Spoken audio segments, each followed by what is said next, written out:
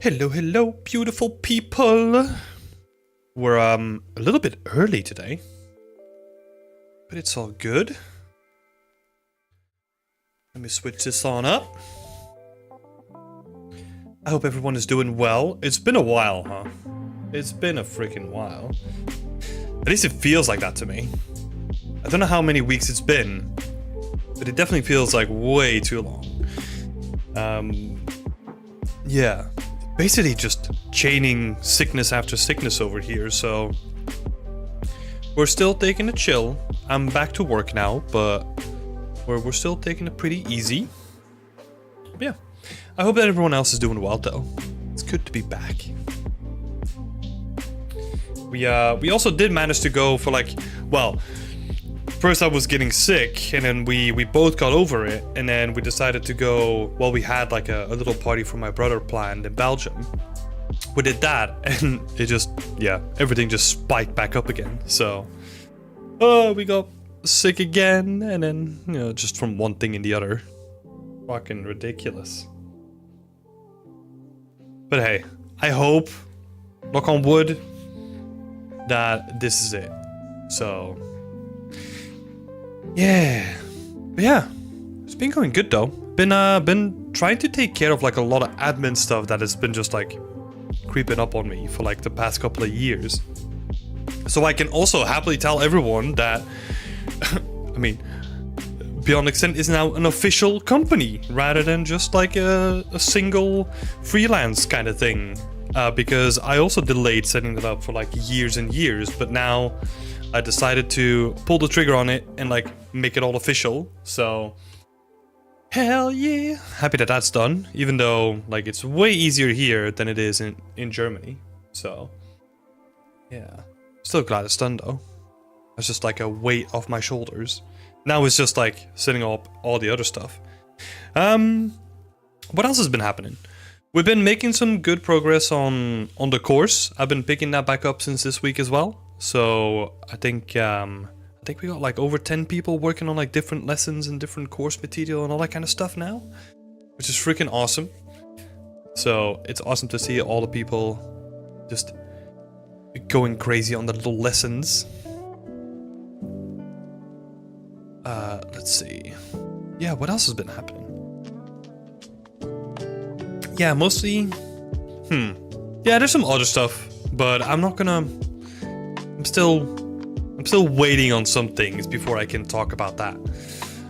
And also started decorating the room a little bit more, so we got like some frames up. We got like a big frame there from Simon Stahlenhag, and then we got like a frame from Akira that I got from like a museum a couple of years ago. It's been good. It's been nice.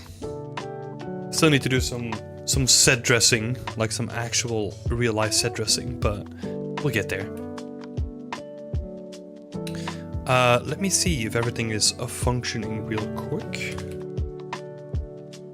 Let me see if we got people in the chat. I think we do. Don't feel afraid to say hi. Love to meet new people. Let's have a look. Oh my god, I feel so rusty now.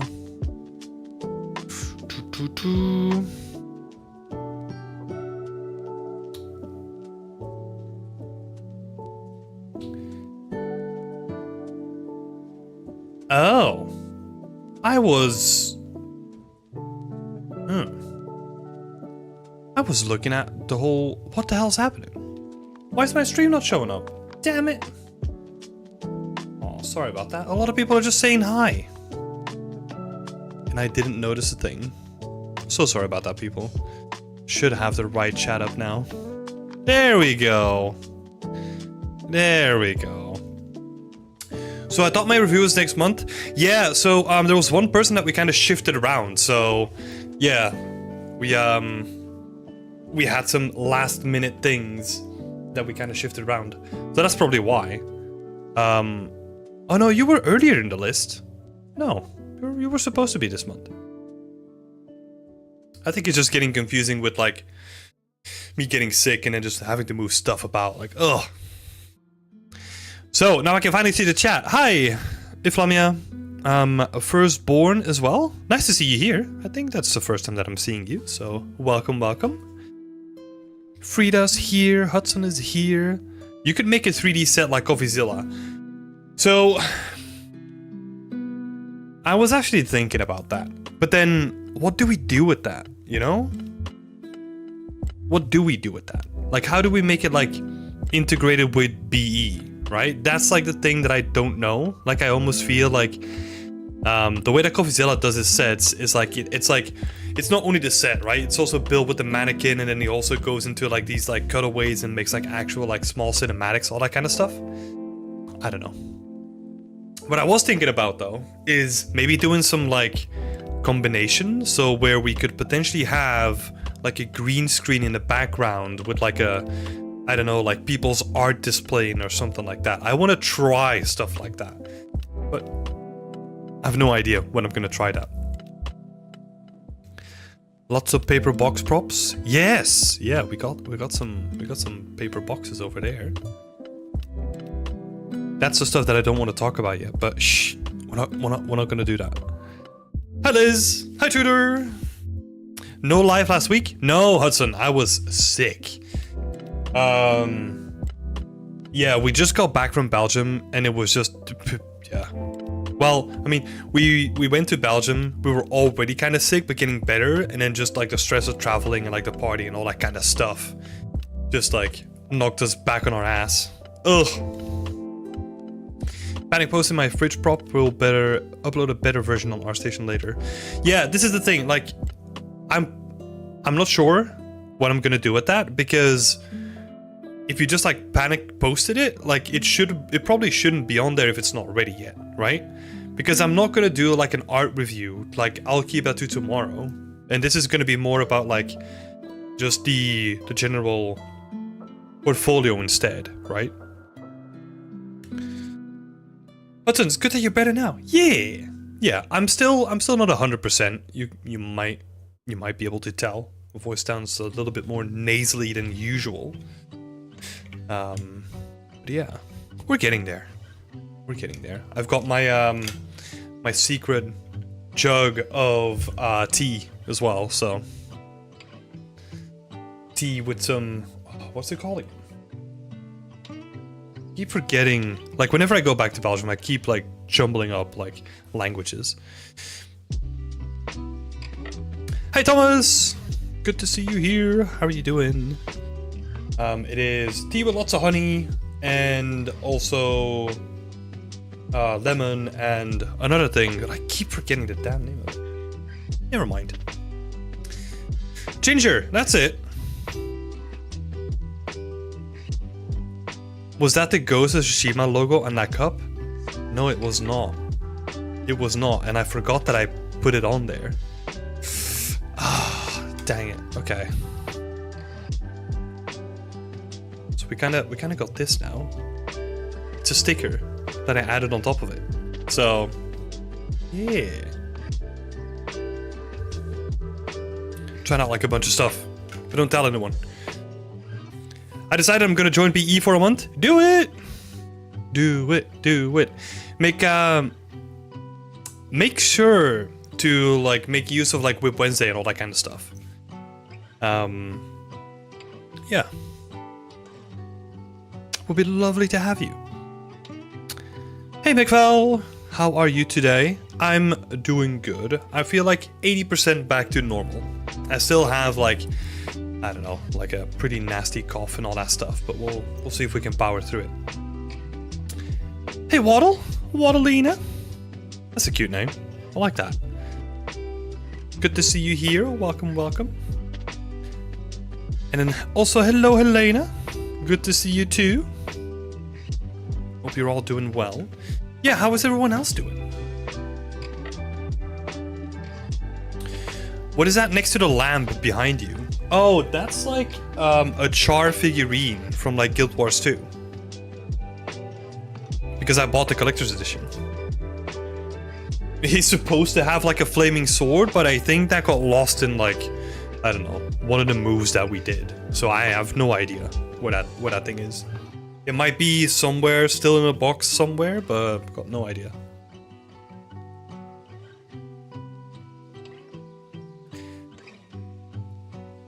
Time to 3D print one?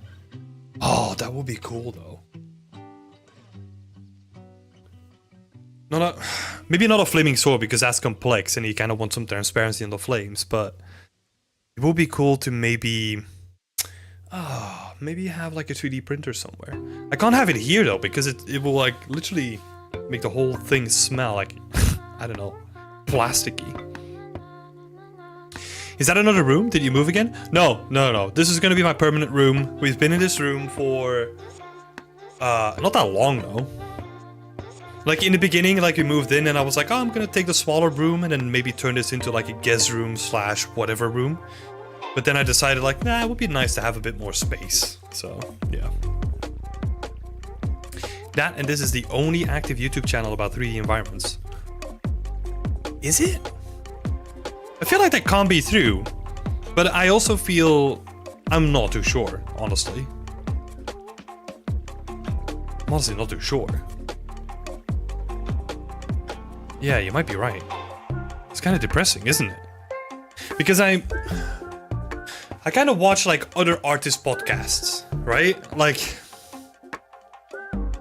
I kind of watch like other artist podcasts and all that kind of stuff, and I do follow like other people on Twitch, right? So there's like people building stuff on Twitch. Probably not on YouTube though. But yeah, I mean, YouTube, like, search functionality when it comes to, like, live streams is also, like, a bit more... Yeah. It's not as good as Twitch, right?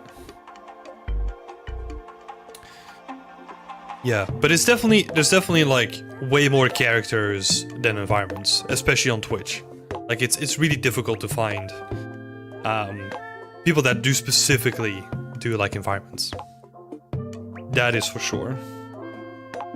Let me see. Set up correctly.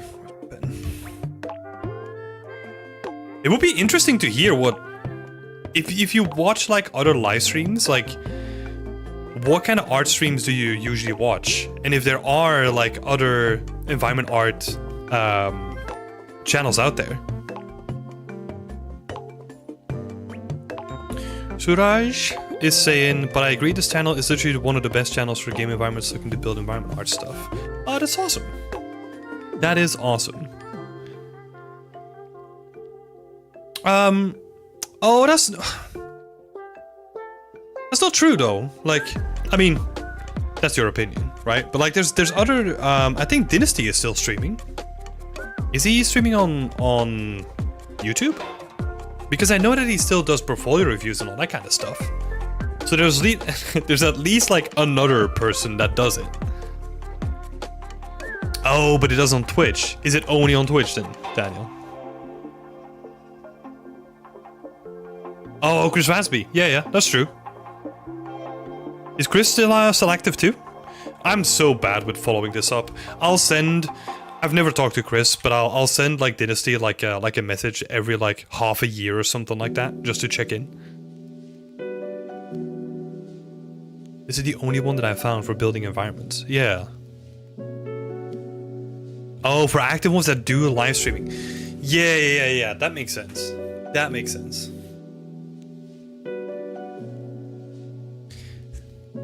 I should. There's always like a pullback to like Twitch or something like that, where I love to engage with like other artists and like talk to them and jump into their stream and like just say hello. But it's, I don't know. Like on my list of to-do stuff, it's like so far down the list that I either need to build like some sort of like a habit around it where like, oh, 30 minutes before I go to sleep, I'll do like this. But I never get to it. Peyton Varney is good though. That's a great shout out. Peyton Varney is a really good channel. Just like really nice condensed tips about like stuff that is that's really cool. I still find it insane that this channel only has like 15k subs despite the immense quality and activity here. Yeah. But that's alright. That's alright. We see like a consistent, like a slow but steady growth, and that's honestly the way that I would have it. Hey, Rico and Taco! His rating with a party of 6. Hi! Thank you so much for the raid. It's been ages since I've been on Twitch, so it's awesome to see everyone here. Welcome, welcome. And again, I failed to like properly set up like Twitch integration into the chat box, so dang it. Yeah, welcome in. We're just getting prepared here, so we're gonna jump into some people's environment art portfolios in just a little bit, but we're just getting started. We're chatting a little bit. We're currently talking about like other environment art channels that or like game environment art channels that do like 3D themselves as well. I was just about to ask, Rico. I'm a 3D artist myself, so I had to raid. I hope your stream goes well. Oh, thank you so much. I will need to check out your stream and how it went, because that would be awesome. Hello? I will keep that in a tab for just a bit. That's awesome. Thank you for the raid.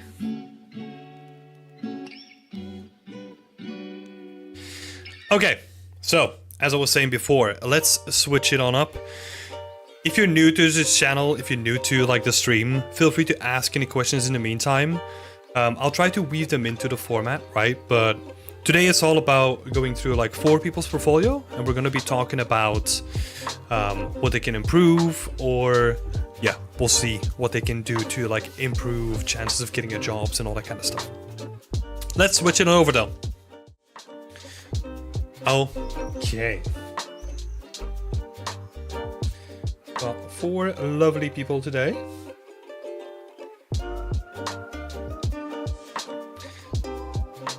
I'll have to sadly lurk, but look, good luck again. I'll check out your work, Timothy. Oh, thank you so much. Yeah, and thanks again for the raid. That's awesome.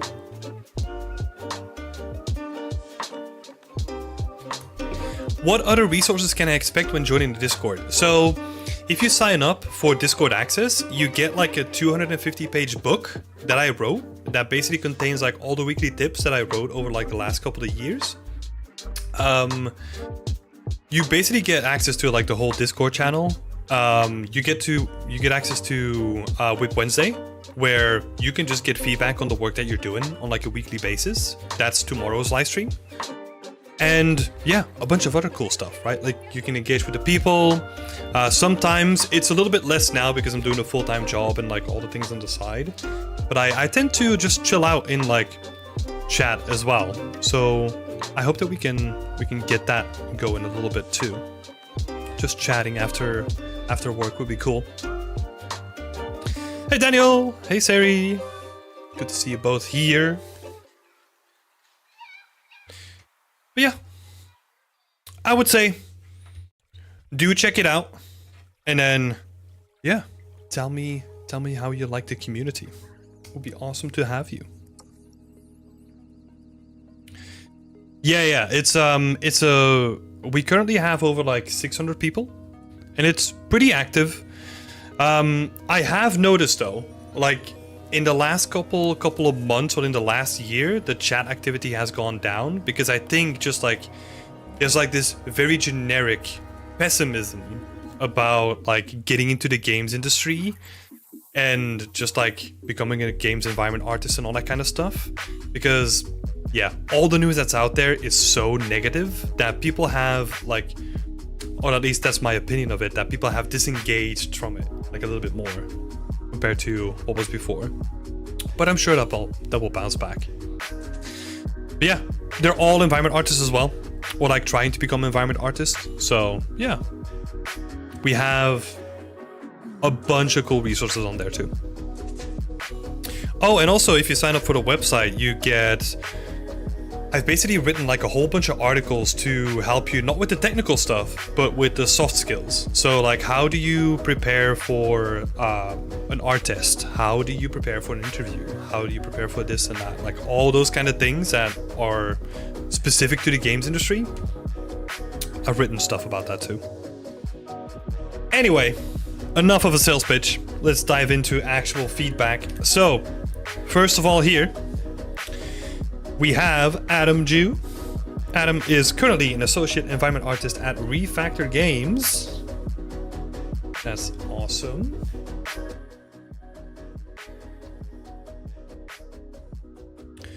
So let's see. Adam, 22. I recently graduated from the University of Southern California. I make environments with foliage, props, trim sheets, and the like. I hope you enjoy my work. Awesome. We're gonna get into the nitpicky stuff. I make fun environments, right? You can condense like all this kind of stuff basically to like, I love making fun environments, right?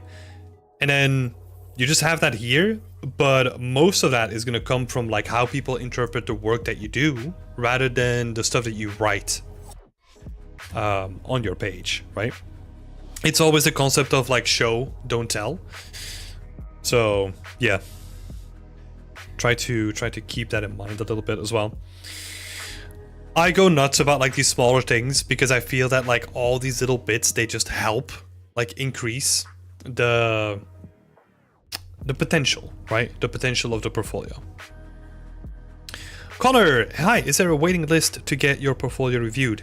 Yeah, there is. That's actually a good question. So there currently is like a pretty lengthy waiting list. I'll add the link in both chats so people can check that out. I'm currently working through it. Also, last week I missed a session and this is currently like moved. Normally I did this with like Angelo as well, but Angelo is unfortunately not going to be joining us for future sessions anymore. So we'll see if we can increase the frequency at some point. Okay, back to Adam's work though. So Adam is making like a whole bunch of cool stuff. We're definitely going to have a talk about how much you can split up your work, because this is like Racetrack Part 1, Racetrack Part 2, Racetrack Part 3, right? And I feel just by looking at those three works and just looking at the thumbnails, I feel like the emphasis is more on the quantity than the quality side, right? So that's something that we'll potentially have to have a talk over. And there's like a part 4 even here as well. So yeah. It is cool that you have like a consistent theme to it going though, and that you kind of use it as a backdrop for like different things, and that you're kind of building your portfolio in like a very modular way where you look at things in like a very individual way that you can then stack them up. The obvious balancing act there is that you can only do that so much before it becomes like a bloat to your portfolio, right? So that's something to be aware of. Because basically, let's see. So, just looking at the thumbnails, right?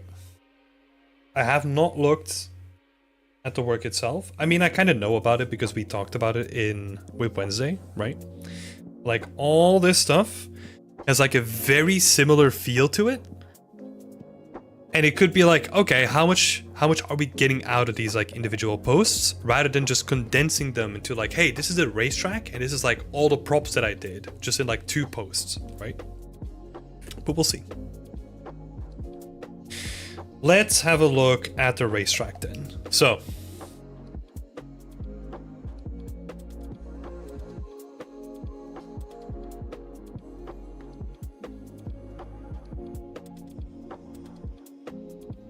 okay.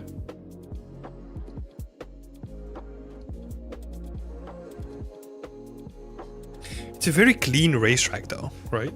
I know that it's on a university. That's probably like a part of it. Yeah. We got some asset breakdowns, that's cool. And then this part is from turn 1 to 2. So it's basically like a straight line. Yeah. Okay. Yeah, we have seen this before. Like this was like occurring. We talked about this in like a previous Whip Wednesday. So that's probably where you've seen this before. But let's see.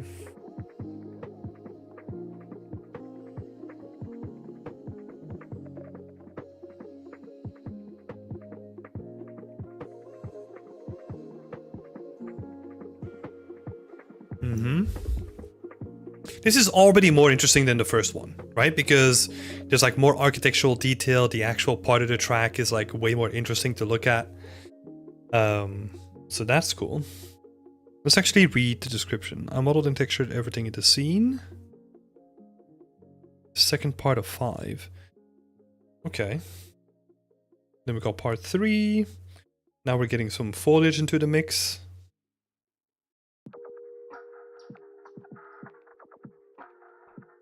This is the one that we talked about because I can remember this one.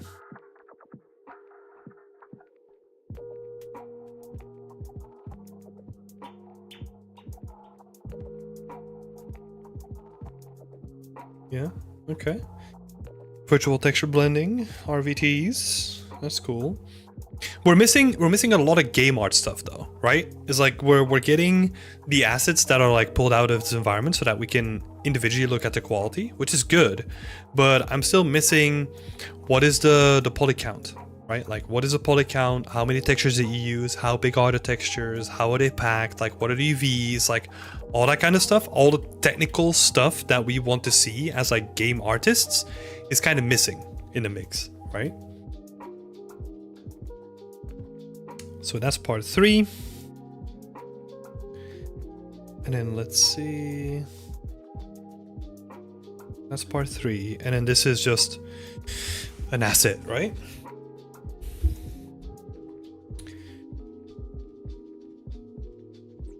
Okay, okay. So this is where it becomes like a little bit more interesting because all of the stuff that we've seen so far, at least in my opinion, is like relatively simple. Like the buildings are not too complex. Like the landscape itself with like the actual track is not too complex either. The landscaping that you have to do where it's like the trees, nothing too complex. So like visually interesting, right? But like this is the sort of stuff where we're stepping away from those like bigger focus things and we're focusing on the smaller assets. So now I'm seeing that, okay, you're not only decent at like making the bigger structures, but also making smaller things too. And I feel like the actual quality level in the smaller assets, just by looking at this one image, there's more attention to detail than on the bigger stuff out there, like the buildings and the track and all that kind of stuff. Because I feel like the track is like really simplistic and it's missing like a lot of contextual dirt and like, I don't know, it feels like everything's just new, right? Which is like pretty standard and like pretty boring to look at. Whereas this is super visually interesting, right?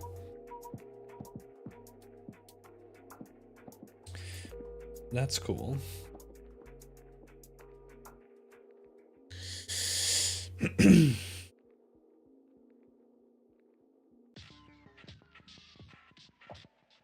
Then we got a bronze bust. Yeah. You can do way more with the texturing on this one as well. Especially if you look back at this one. Right? It's still somewhat generic, right, in its approach to like texturing. You can be way more contextual and actually have like yeah, contextual dirt where people like touch it, or where they did like some maintenance, or like oil around the chain, all that kind of stuff. That's gonna make it, it's gonna set it apart from just being like very generic, right? Let's see. So we looked at the bust, and then we got like racetrack number 5.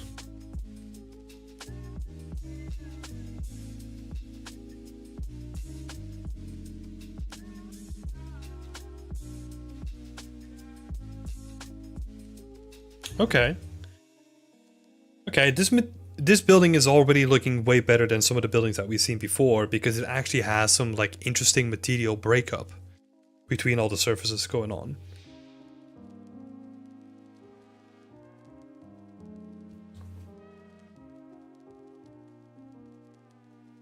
So that's good, because if you look at the building in the back here, this building is just not interesting, right? Like it's very boring, very tileable. Like it feels like it's made out of tileables, and that's never what you want from a building that's made out of tileables, right?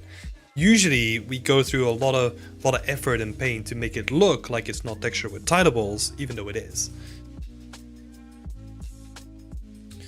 Same with this building in the back, right?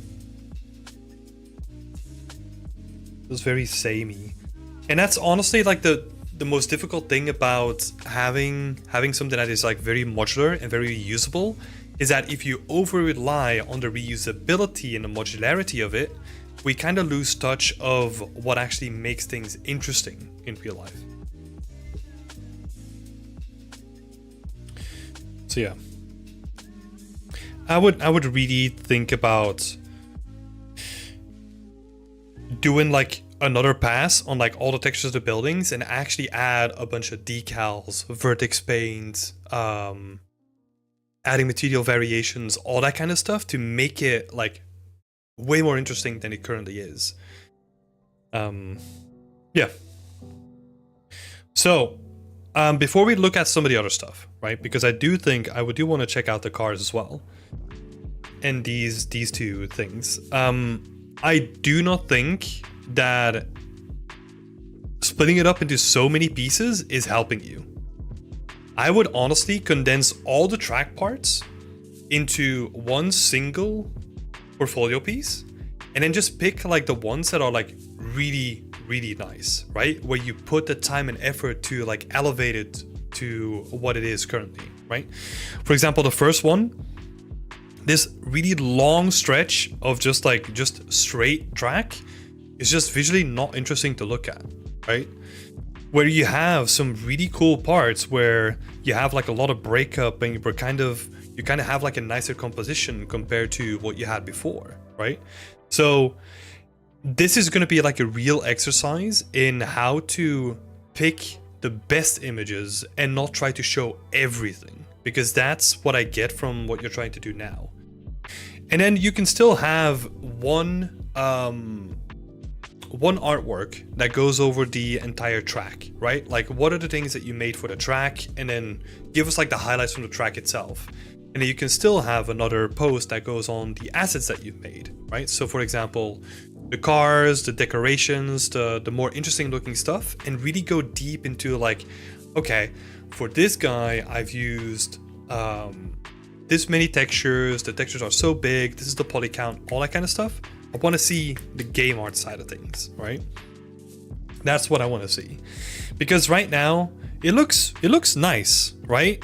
Although it's like a little bit basic when it comes to the texturing and like just the contextual dirt that we talked about, right? Even though you're going from like a more clean look, you still need to have that. Like, look at like a very clean campus, and there's still gonna be roughness around the edges, and there's still gonna be material breakup on the floor, there's still gonna be leaves scattered, all that kind of stuff, right?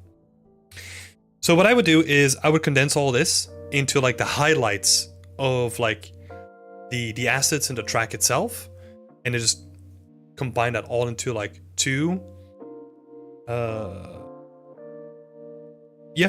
posts, one for the track and then one for the assets that you made, and that's it. Hudson is asking, sorry, virtual texture blending, is this a landscape material function? It's a little bit more complex than that. It is something that you do in Unreal. So it's basically blending whatever you add to the landscape with the landscape itself, because it's sampling the texture from the landscape and then projecting it onto the assets that you add on top of it. But there's some good tutorials out there for that. So what's the solution? Vertex painting and decals? Yep. The solution doesn't have to be more than that. But what I'm getting from the stuff that we looked at today, right? The track stuff, is that you're kind of giving me the feeling that you wanted to build a track, but you just wanted to get it done. You didn't want to make it like really good and pay attention to all the details, right? Because what sets a lot of people apart is when they start paying attention to all the details, because that's when we know what they're passionate about, right? So if you're spending like a lot of time referencing like little things about how this like chain works on this engine and how the oil like spills onto the engine itself, like all that kind of stuff, right? Once we can kind of see that, that's when we know that you're a good fit to become like a prop artist, because we know that that is the stuff that interests you. But what I'm getting from the track right now is that, yes, it is a lot of work, but I'm still missing that attention to detail that will elevate it to the next level, right? That's the way that I'm looking at this. That doesn't mean that you're not going to get jobs with this, right? Or that it's not like, it's not that it's not interesting looking, but it can be so much more than it currently is by adding those touches on top of things. And also being way more selective with what you show off, right? That's a huge thing for anyone's portfolio. Being selective with what you show. Cool. Let's have a look at the cars then.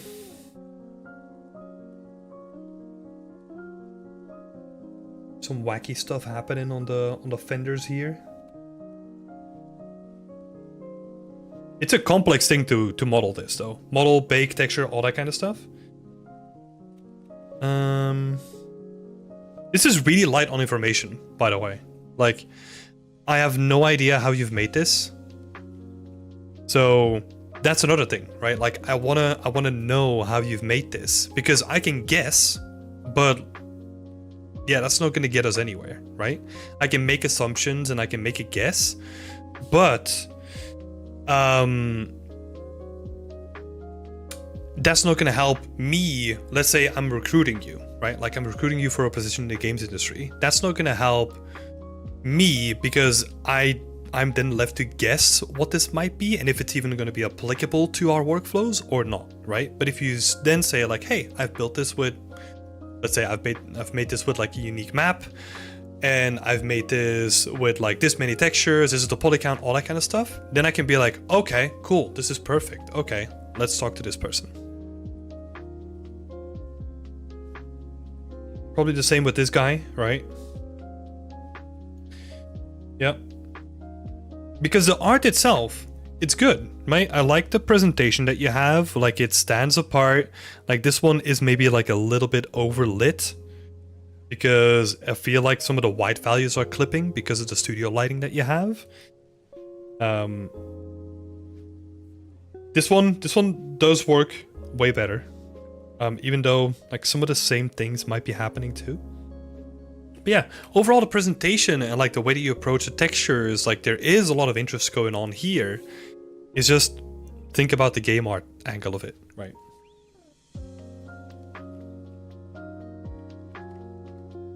Yeah, cool. We're getting some nice roughness variation here. It's a great start, you know? Like this is awesome. As like a start, I can feel that it can be like more than this, right? Modeling wise, texturing wise, like this is really clean and really good, but just like that little contextual stuff is missing, right? Contextual layering. let's see.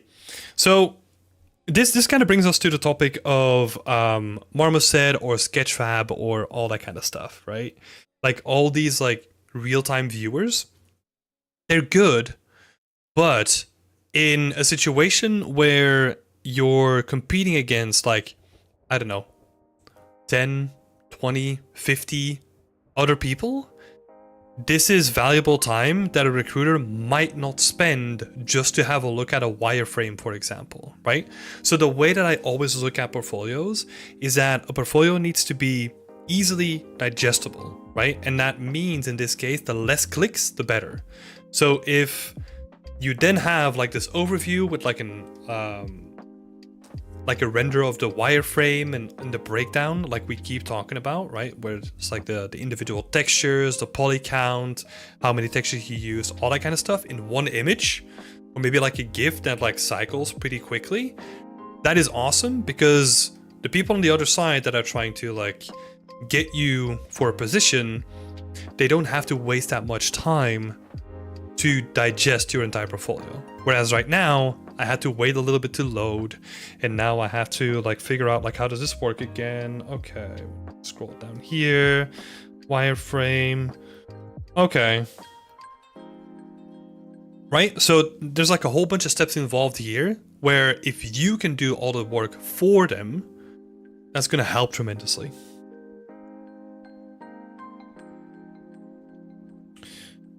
Let's see.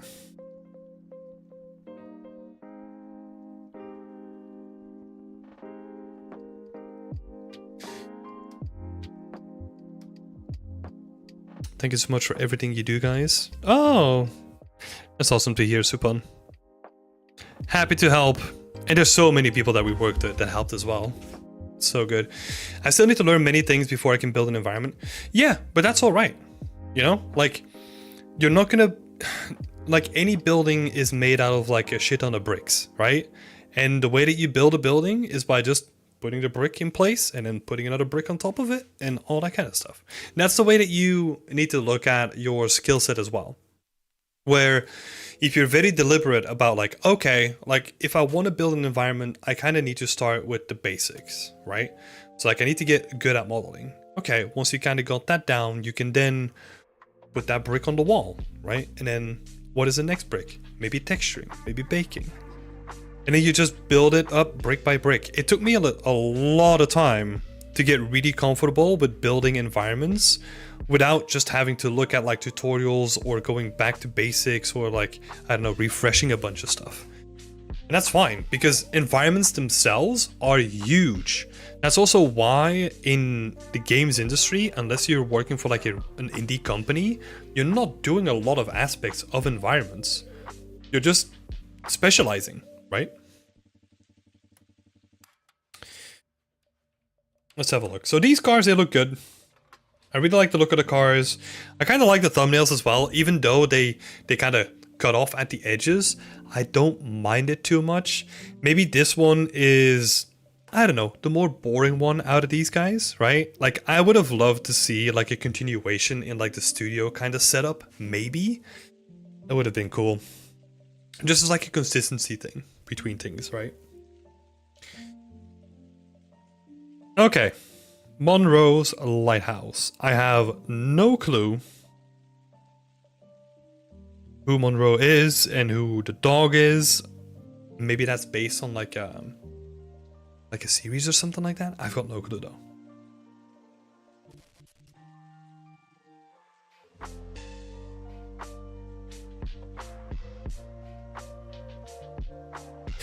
Okay, interesting. So I'm seeing, what I'm noticing is like a lot of different styles immediately, right?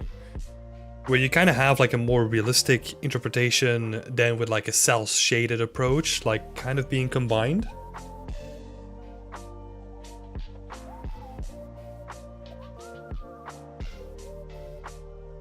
That's interesting. Interesting. Again, we're missing the breakdowns though, right? And I'm gonna keep bringing that up because it's so important that you kind of show us like how you did things, right? Especially because you're leaving so much on the table as well, right? you can, if you tell me that like, hey, this shader, I made that shader myself, or I used this tutorial and then like deviated from it, that is super interesting for me to know, because that gives me the impression of like, okay, if you leave this person to their own devices, they can kind of figure stuff out on themselves, right? And that's really valuable to showcase for a potential employer, right? So we're not only doing like the showcasing of our work doesn't only have the intent of just being like, oh, these are nice graphics, but it's also showcasing what you can bring to the table as a potential employee, right? That's what your portfolio is for, right? Yeah, this is interesting though. I think again, think about the amount of images that you have, because there's a whole bunch of images in here where especially these two, right? They're almost the same. Like they're just like a camera tilted like a little bit up and down. I would honestly, if you're trying to fit in the fish, I would just zoom out a little bit more on this shot and have like a piece of the fish like more included, and that's it. And then we're saving space on not having this one. Because you also, I think you have like the overall shot anyway. Right? So people already know like all the stuff that you've made. You don't need to then go in and like just add like a ton of cameras to make sure that everyone has seen like the cool stuff that you worked on, right?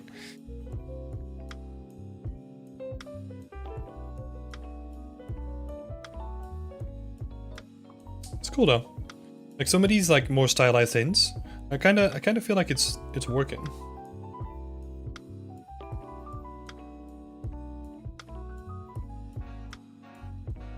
But yeah. Again, I'm missing context, right? I have no idea if that is for like a series or something like that, so. Beau Rivage, Redville Transit, Foot Ferry. Okay. Oh, you're building an animated short film. Okay.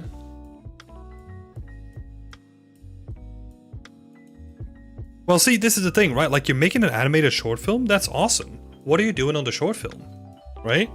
Like, let me know what you're working on in this little description that you have. Like, it's an opportunity to showcase, like, okay, we're building a short film and I'm like the main person who's doing all the modeling. Just as an example, right? That is awesome to know.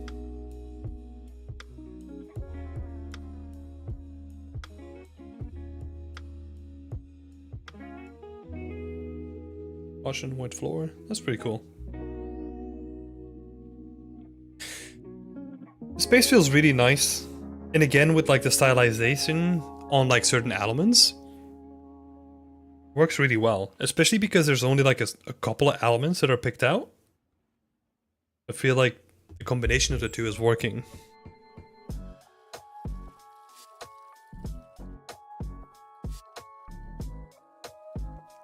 Yeah.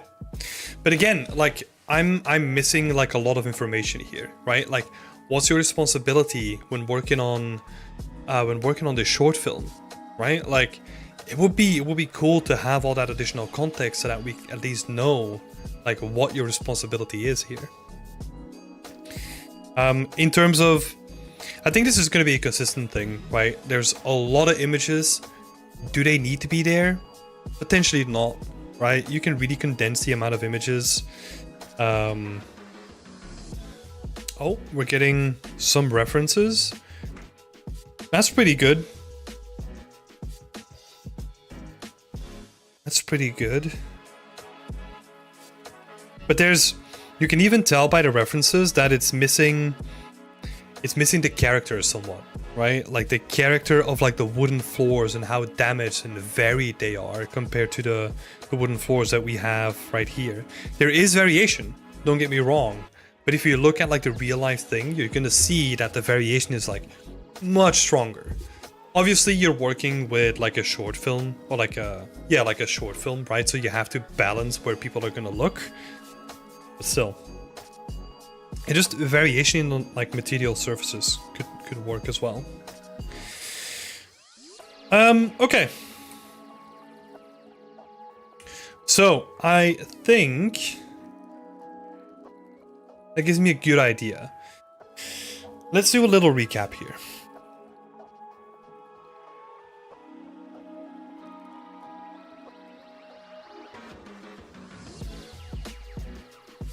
Recap, first and foremost, I want to see game art.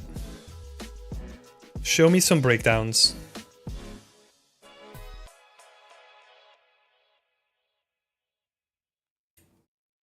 Right? Like, this is going to be really important. So, game art breakdowns, first one.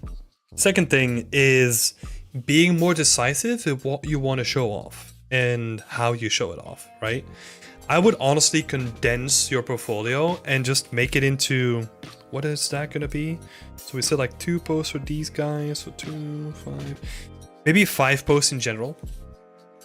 So you would have the 3 cars, 2 for the Red Will, and then 2 for these guys, right? So yeah, let's say 5 to 7, but just condensing things, like focus on quality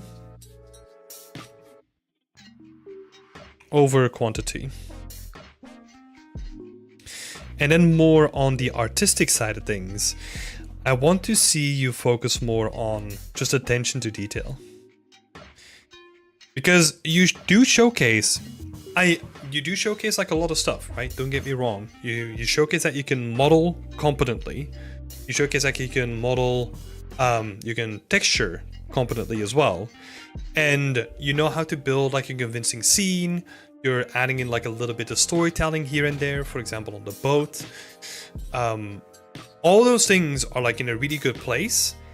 I think right now it becomes more about who are you as a person and how do you let that shine on your portfolio, right? And making the things that you want to do, pushing them further up compared to all the rest of the things, right? For example, if you want to get into like a games industry job, focusing on either, let's say, storytelling or just individual assets or textures or whatever you want to do, I want to see what you want to bring to the table, right? And if it could also be storytelling, right? For example, the Redville racetrack as a thing, and then continue on with the boat as well. There's some really cool stuff there. And that's also why you're building like a short film based on that too, right? So if telling stories is your thing, dive into that more. But then you're probably going to have to see how you can get better at like telling efficient stories, because most of what we've seen today was set dressing. It was not necessarily storytelling, right?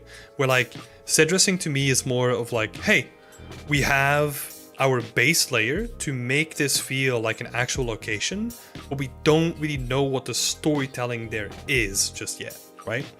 So for example, the racetrack, right? Okay, it's a racetrack, but what happened on the racetrack, right? Because right now it is just a generic racetrack, but we don't get a feel of like the people that are there, the competing teams, like maybe someone crashed, like, you know, there's a lot of opportunity there, but that's not exposed yet. So yeah. And then, yeah, I'll add like a bonus one, like a little star. Bonus is a storytelling, right? Or like, well, no, not storytelling. I'll add it as like personality.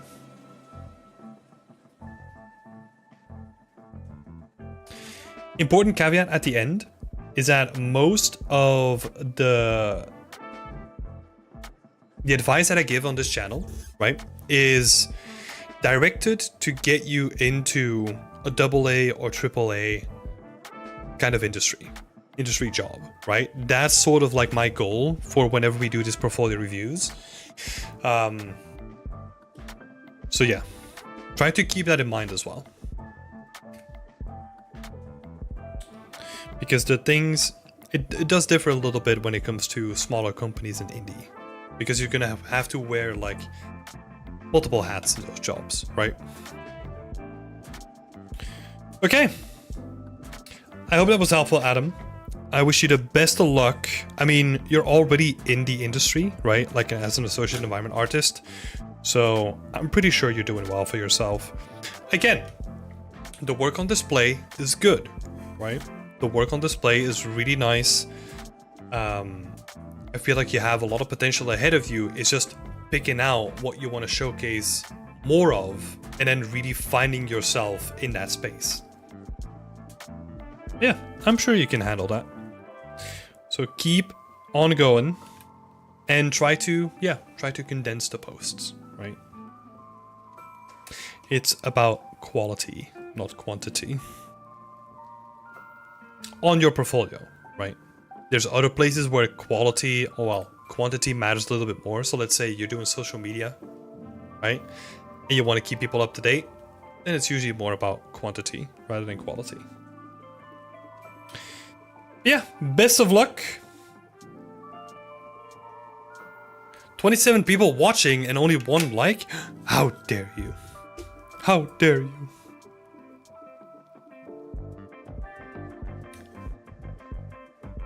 I don't know how the YouTube algorithm works on live stream, so I've got no idea. Supun is saying, never give up. A few months ago, I asked the same guy some advice for beginner environment artists, and I've learned a lot up until now. If you work hard every day, you can definitely do it. Yeah.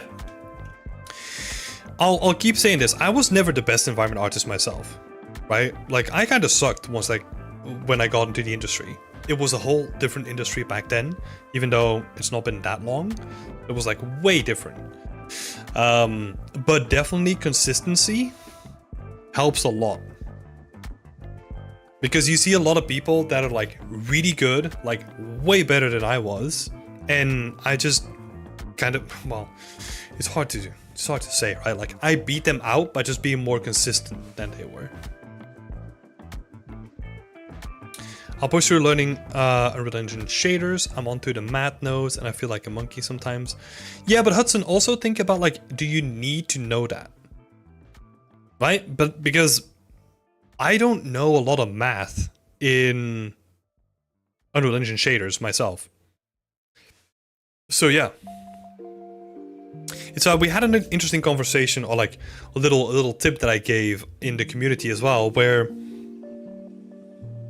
I was trying to think about like what the best way of saying this is, but there's 2 types of information. Right? There's information that you need to know in the moment, but there's also information that is good to have for when you need it. What I tend to do is I focus more on the information that I need in the moment, because I know that I need that right now, rather than the information that I might need at some point, because I might also not need it. Right? And then I kind of want to optimize my time looking at that. So I'll just look stuff up whenever I need it, rather than going into, I don't know, let's say looking at a tutorial for tutorial watching's sake, right? Yeah. Let's have a look at the next contestant. Oh, we should do like a portfolio battle royale. How does that sound? Just have people like do art live against each other. Let's see, Will Shen. Currently 3D environment artist, recent graduate from Norwich University of Arts with a first class honors. Cool. Cool. Congratulations. And then let's see. This is something that I forgot to do, so... What? Intern environment concept artist at Shanghai Yungmen Network Technology. Did you work in Shanghai? That would be crazy. No block, that's fine. Did you just hit it? Ah, oh, you hit the freezer. That's okay though. Okay, let's have a look at the portfolio. First impressions. Pretty good. Pretty good. First impressions are immediately,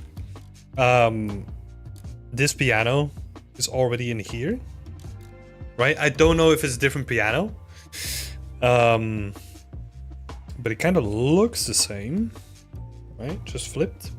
So that might be something to look into later. And then also, from all the stuff that I can see here, I can see that you made like a giant leap coming from here. So it might honestly be time, again, just basing on the thumbnail, right? So we're gonna dive into the work a little bit later. It might be time to just hide this one, because the light is way too intense for what it needs to be. The scene itself is quite hard to read as well. Like, what are we watching? Compared to all the other ones where we can definitely tell that, like, yeah, a classical piano ballroom, right? Like, it's very straight up, and you have like a team challenge as well. Very, very easily digestible and readable environments compared to the one that we have here. So that might be something to like either unpublish or revise, right? With all the learnings that you did in these projects, maybe you can bring that to the table here and make some improvements if you want to. But you got options there. Let me actually check.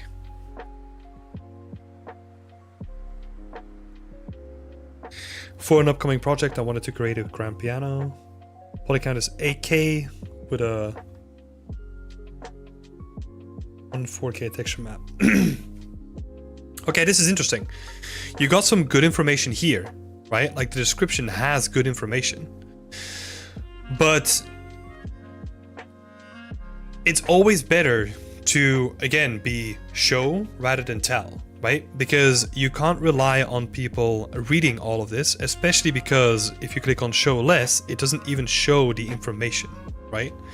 And there's been countless times when I'm looking at people's portfolios where I haven't bothered to open the description. What I would do is just have like a breakdown, right? Just like a single image where you have the wireframe on the left and then your texture breakdowns on the right. Very simple, standard template that I kind of go to. But yeah, because this information can get lost, right? The Marmoset viewer as well. Let's have a look. Cute. I'm no visual artist, but learning the amount of thought that goes into the presentation for each piece is really interesting. Oh, that's awesome. Yeah, it's kind of crazy like how many things we kind of have to keep in mind to visually convince people that this is like a real thing, and then also it's worth looking at too. Let's see. Topology. Topology is looking nice and clean.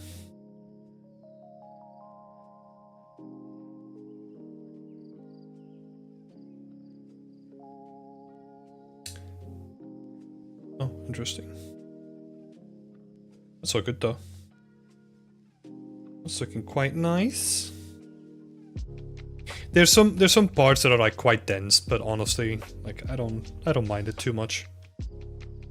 Like in general, what you kind of want to try to have is whenever you're creating a rounded surface, you want to sort of replicate this sort of density in other rounded surfaces as well.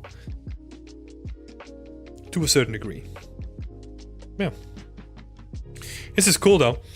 Back to my original point though, like if you... I know that this project came afterwards, right? Right now, this project is finished. I would then delete the other project or like unpublish it and then add... Oh, yeah, see. This stuff like invalidates like what you did on the other project, right? So this is awesome. Yep.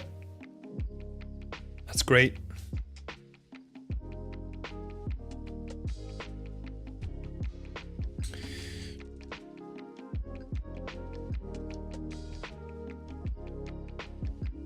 That is good.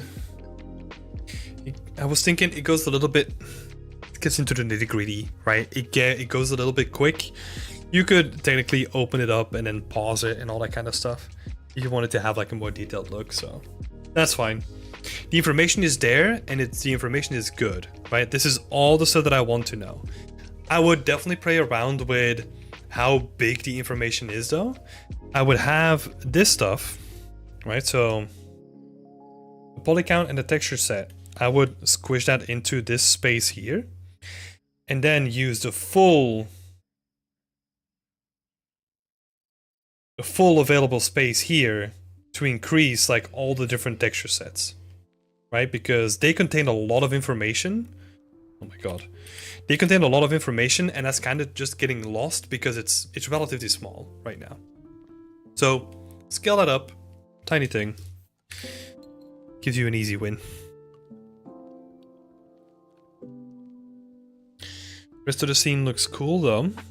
One thing that immediately struck me is we have some. I'm trying to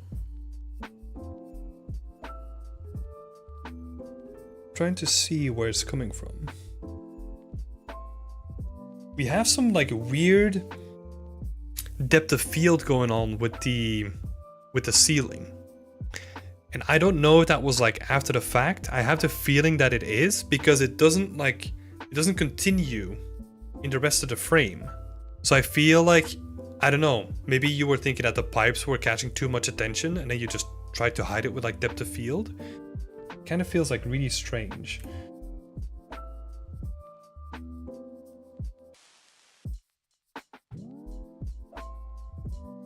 Yeah, it's particularly noticeable around this area, right? But it kind of looks like it just goes.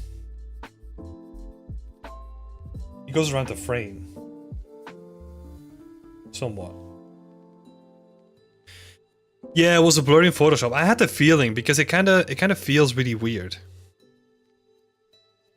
Yeah, I don't like it. Yeah, that's fine.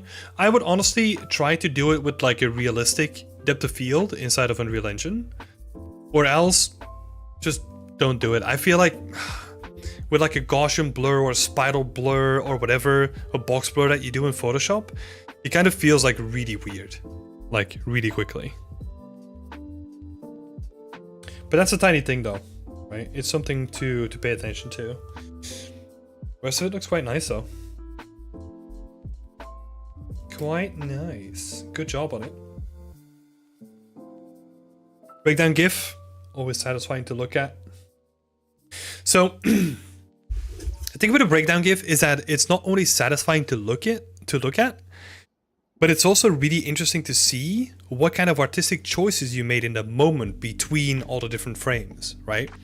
Because there have been moments, not in this particular GIF, right, where you can tell that like, okay, they made this choice here, but it would have been interesting to continue that trend in another direction, or the opposite way, right? Where it's like, ooh, I don't like this trend, and then at a certain point you can tell that you didn't like it either, so you decided to remove a certain element, which is really cool. That's like the benefit of like a breakdown GIF, where it's kind of like a really quick and digestible way of showcasing how you artistically think about your work.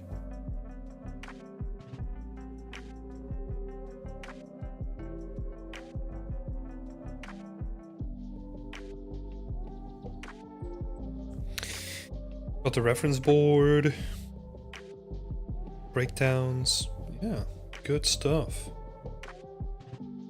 Then we got the theme challenge as well.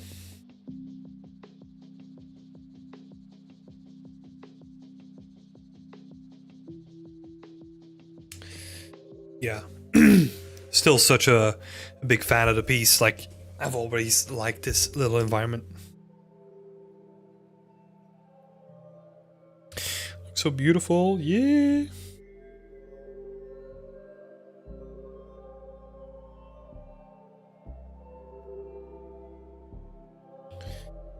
Kit Bash rocks. That's awesome. These look good as well. The presentation on it looks really good too.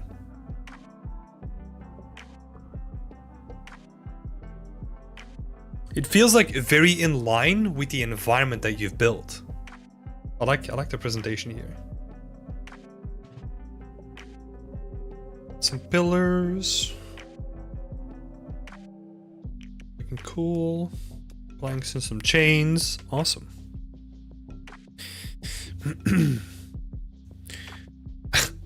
The commitment from my team has been unwavering.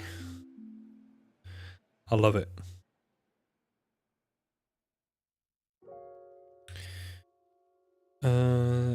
My role involved lighting the scene, contributing to the modeling and texturing of various modular Kitbass assets detailed further in my breakdown. That's cool. Yeah, definitely is. The whole team did really well.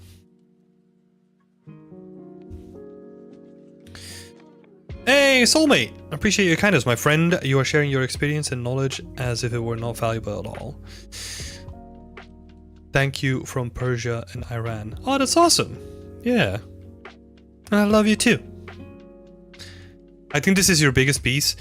Yeah, I think this piece does a really good job of showcasing that you can just like work in a team, do what needs to be done, all that kind of stuff, right? Especially because you did the lighting, and I feel like the lighting is so strong in this scene. And I know that you did like a whole bunch of tweaks to get it looking right. And that was also like the first thing that you wanted to do as well, right? So I know a lot of the context behind it.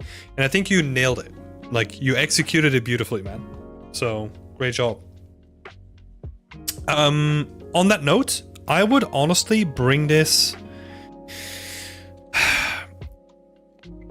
Your role, I would probably bring this more up and condense all the stuff that comes before it, so that you read way quicker like what you did on the project, and then you can just go into like, I don't know, whatever tangent you wanted to do, right? Because the way that we structure our portfolios is that you want to have like the most interesting information at the top, right? And then the longer you scroll down, it goes into like the breakdowns and all that kind of stuff. I would do the same approach with your description as well, where, oh, I'm really interested to see what you did, right? So, this is a team challenge with 5 people, and we worked on it for a month, and my role in it was lighting, but I also helped with, right? So structuring it in like a very condensed way, and then you can go crazy with like, oh, the story behind the scene was blah blah blah blah, right? You can add like all the juicy bits. That's the way that I would play it. Also, not to mislead someone. Yeah, I mean, the information is there, right? So I don't think it's about misleading anyone. It's more about like the hierarchy of the information that you're trying to get across. But yeah, this is good stuff. Good stuff. Let's see. Was that everything? Did I skip one? Oh, this one. Yeah. 7 months ago.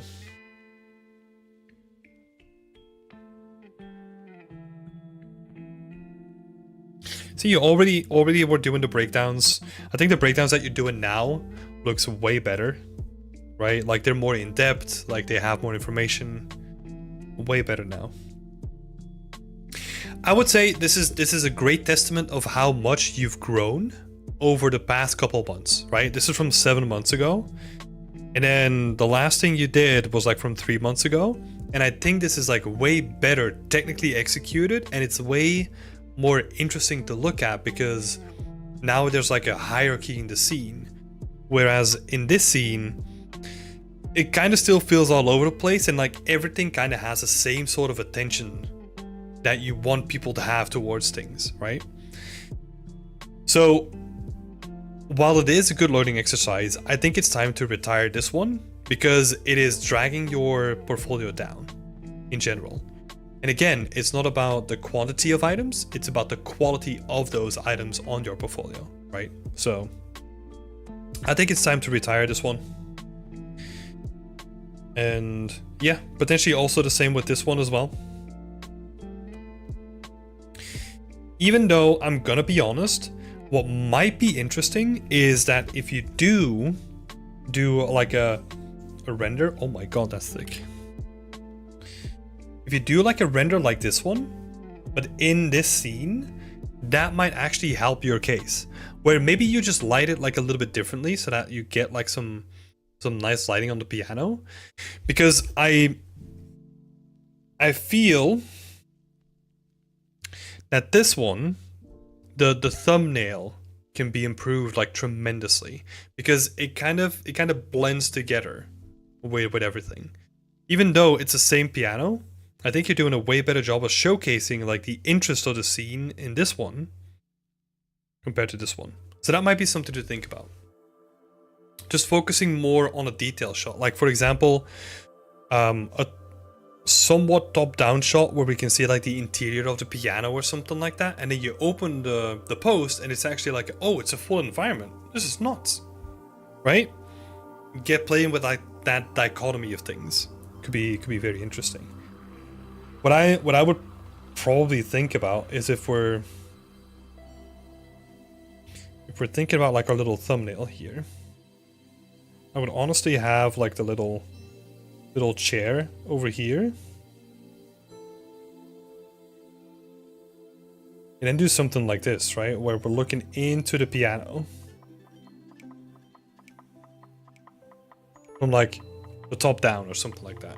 But the focus is on like, look at how detailed the piano is, and then you open it up and it's like a full scene, right?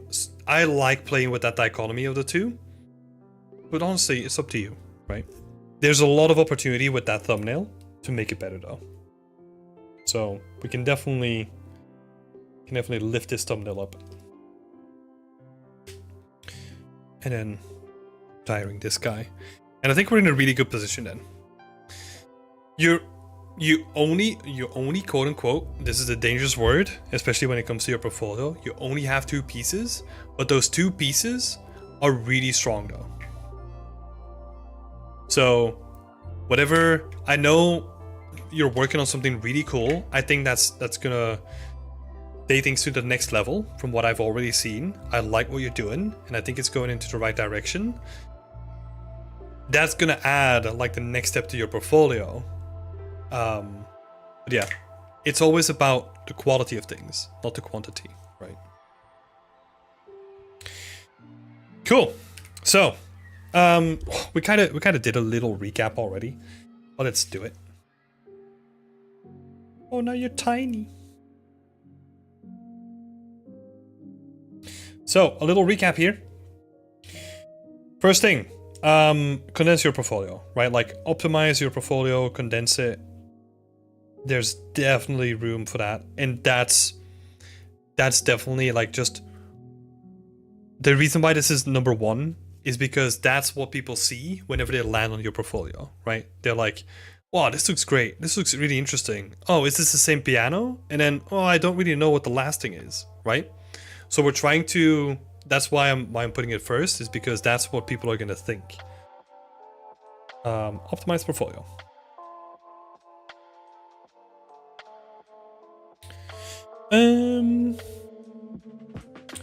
Yeah. It's honestly, you're in a really good state, right? So we talked about the thumbnails as well. And then maybe for next steps, right? I already know that you're working on something. I would see that you can take things to the next level, right? So go more detailed on an environment or an asset and try to bring forward like more storytelling. That's what I would love to see from the next thing that you're doing, right? Like incorporate storytelling into it, like tell a story with what you're doing. It doesn't matter if it's like an environment or a prop, right? I want you to tell a story. Cool. Great stuff, Will. Thank you so much for participating and showing it off. Like I said before, you're in a really good position. A little bit of optimization here and there, and I'm looking forward to what you're gonna add on the portfolio next. Gonna be awesome. I just saw it at the header image. It says Team Challenge. You're good. Oh, yeah. Oh, okay. I see what you're saying, Hudson. It's more about like not making sure that you're not misleading people, as in like, hey, I did this myself. No, I think that's honestly pretty clear, because also and I kind of skipped over that a little bit. If you open this up, like everyone's profile is in here, right? And at least in my opinion, like as soon as I see that, I know that's like a collaborative thing. Like 100%. And that's when I instinctively started looking for like, okay, it's a collaborative thing. Like, what did you do? Right? That's like the sort of the next step in my brain.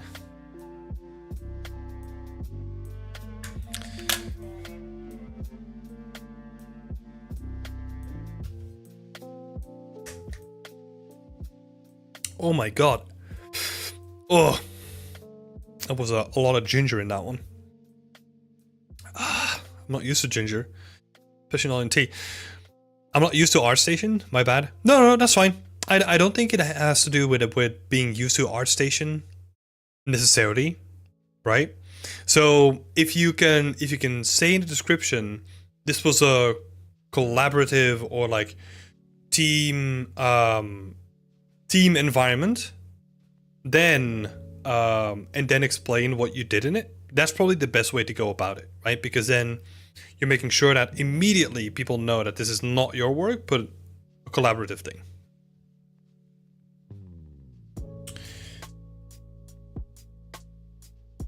Stop it, Ama, too good. Ama's doing some good work.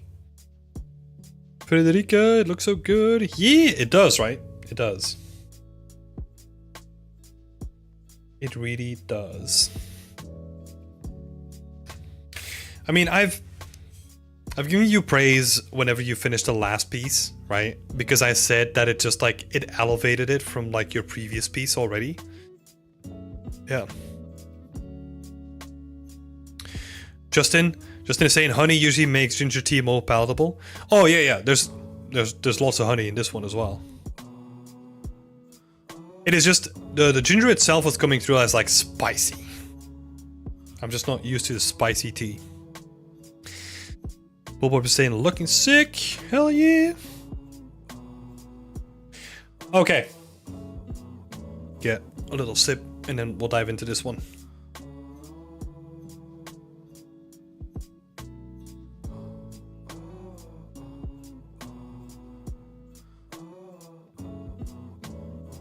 I envy your work. Even just looking at the header images, it already looks professional. Hell yeah, professional seal of approval. It takes time though. It takes time, step by step. That's how we get things done in life.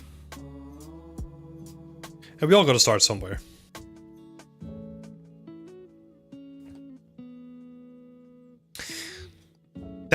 Honestly, that envy was like a major driver for me for like the longest time. Probably not the most healthy way of going about things, but I was like, I want to make that. Okay, shut down ArtStation. I'm gonna grind. That's what I would do. And I would do that a lot. Oh my god. I really need to learn vertex painting in Unreal. I just learned the basics. Yeah, I feel like... Well... This is also coming at it with, I don't know. So this is the thing that I struggle with a lot, is that I feel like, yeah, vertex painting is really simple, especially in like the complexity of like what is coming after it or potentially can come after it, right? But that is missing the whole point. Like if you don't know something, like vertex paint is not simple to you, right? And I kind of keep forgetting that I can't even remember a time, and this is more to do with like my me not remembering shit, but that I can't remember a time before me knowing like vertex paint. Yeah, I know sometimes I have to be very conscious of that, right? Same for me, every time I see an awesome piece I get back to work. I think that's good though. I think honestly, like it gives you something to strive for. Because what is the opposite response, right? And I know that a lot of people have this too, where they look at an awesome piece and they think, oh, I'm never gonna be as good as them, so why the hell should I try? And then they don't do anything. So I'd rather be on the opposite side where it's like, fuck, I need to get better, and then I just try to get better. Even though sometimes it's, yeah, annoying.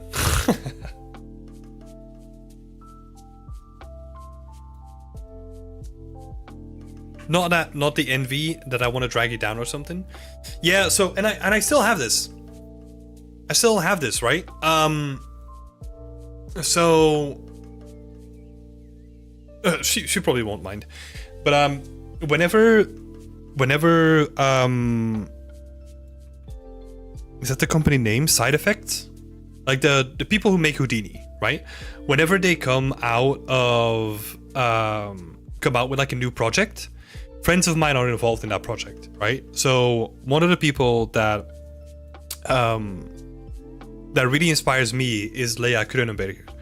So whenever she's like involved with that project, I'm always like, dang it, I want to do stuff like that too.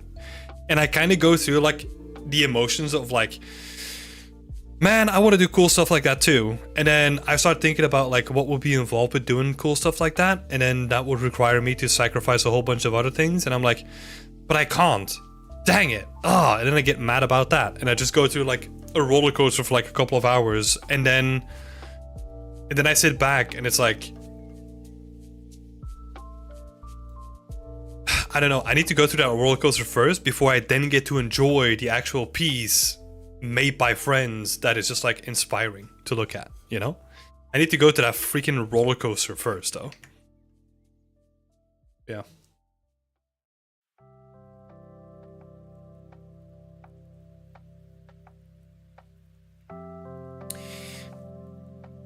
Me every day seeing the Whip and Finished Project Discord channel.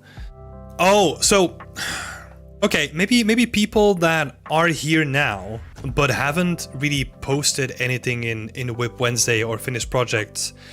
Does that also stop you from participating in Whip Wednesday? Because the reason why I ask is because I've been playing around with the idea of potentially making it anonymous, so that people can submit their work but then not have their name attached to it, because there might be the stigma that like, oh, if my name is attached to it, then people are gonna think that I suck, right? Even though it's not the case, but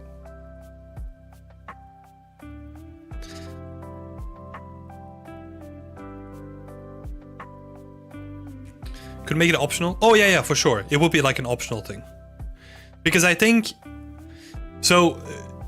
I think there's a real benefit of having your name attached to your art and then just like building up your skills, right? I've always been a big fan of that myself as well. Like I've always been like really out there. I don't choose a nickname. Like this is just like, I'm Timothy Dries, right? Like if people look for that name, they're gonna find the art. Am I now content with my skills? Yeah.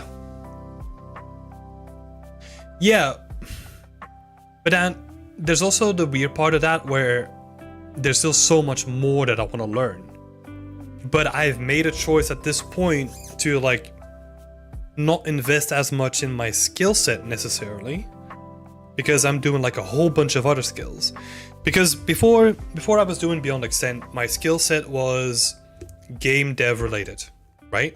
So it was modeling, texturing, baking, environmental storytelling, set dressing, all that kind of stuff. So that's like the one hand, right? But right now, I have this whole other hand that is filled with like skills that I'm trying to learn, which is like social media marketing, web automation, designing the website, delegating to other people, teaching, leading a team, all those kind of things. Like I suck at a lot of those things, and I'm putting in a lot of time trying to invest here, which also means that I'm not stagnating, right? Because I'm still doing like the full-time job as well.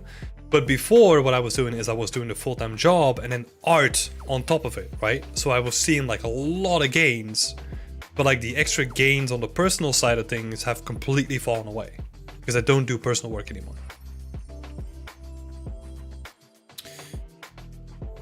Motivates me more. I love seeing people who are just keeping daily logs of their progress. Yeah.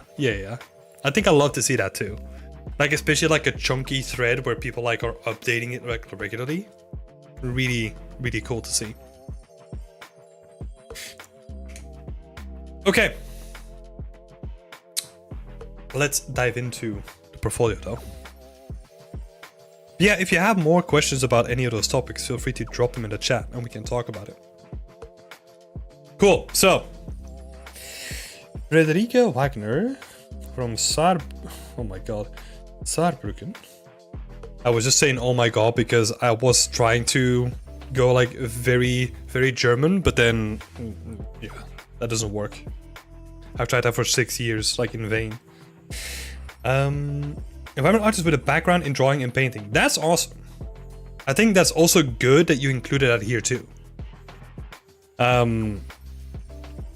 Yeah, drawing and painting is definitely gonna help.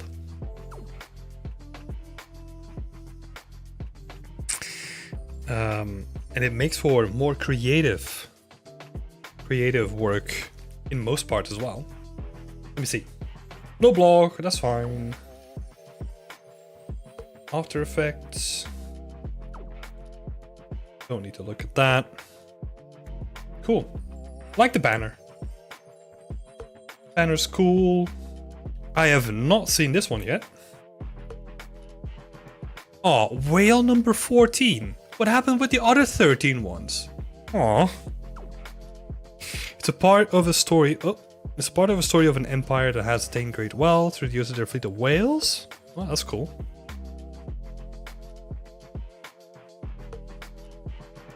Carrying a massive metal factory. Jesus. All visual aspects are created by me. Oh, okay. So, I was contemplating too long which number it has to be. Yeah, I know the struggle. Interesting though, all visual aspects are created by me. Does that mean the concept and all that stuff as well? I'm assuming so, right? Just like anything visual. Like, the reason why I'm getting confused is because it feels like because you're saying all the visual aspects are created by me, it feels like that then hints at like, oh, there's other stuff that I didn't create. You know what I'm saying? Like, it's like a little bit confusing that way. Oh, yeah. Okay, that's cool.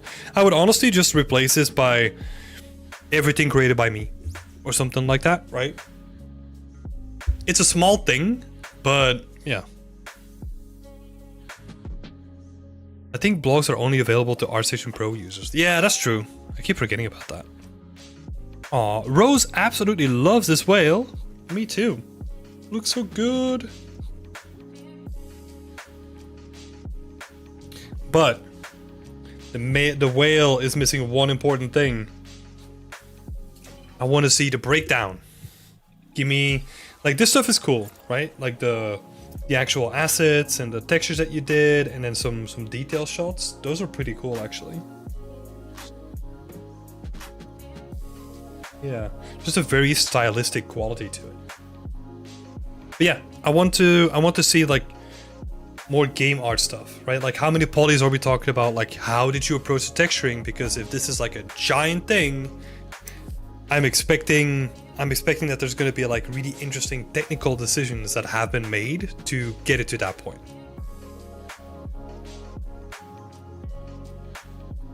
Yeah, that's cool though. Steel for all. That is cool.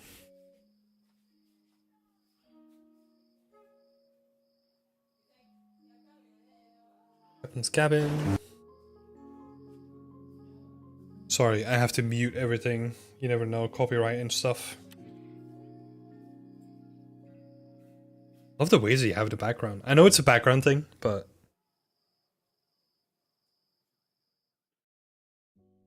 oh, you know,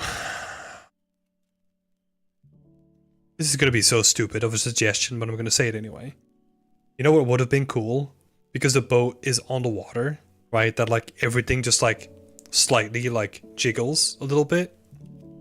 Without like the little eggs or whatever they are. Like they just like slightly move on the plate. I know, that's gonna take so much work for like a thing that Barely anyone's gonna see, but hey. It's a cool shot.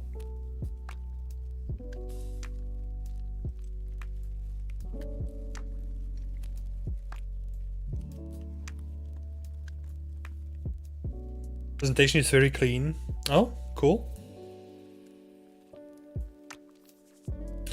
Yeah, so with this one, what I would do, and this is more of a suggestion, right? There's nothing wrong with this presentation. It's clean, it's efficient, and it works. What I would do is probably have like, I don't know, like a gradient cutaway, and then we look at the actual floor. The actual floor on the ship would be here, right? And then you have like a gradient that cuts into like the actual presentation on the left. So that could be cool. Oh, that glass shader is awesome. That works really well. Does that look the same in the actual presentation too?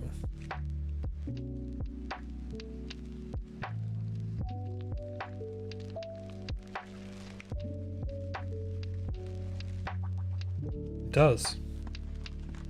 Yes, I think it does. That's awesome. Did a good job on the refraction on that. That's not easy to pull off. Looks awesome. Combining parts from different references. That's also cool. That is actually like really interesting that you show that off, because that's like an actual relevant skill of just like, hey, we don't really know what we want to do with this. We kind of have an idea, right? So let's say you get like this top one delivered, but we're not really a fan of like the stand or something like that. You can just like bash stuff together. Like honestly, your background in drawing and all that kind of stuff is going to be more helpful than you realize.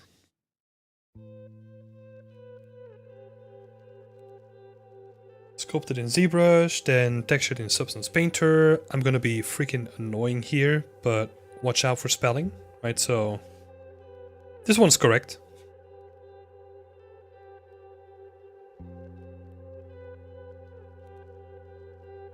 The reason why I'm saying, and I'm not one of those people, some people get really hung up in small details like this.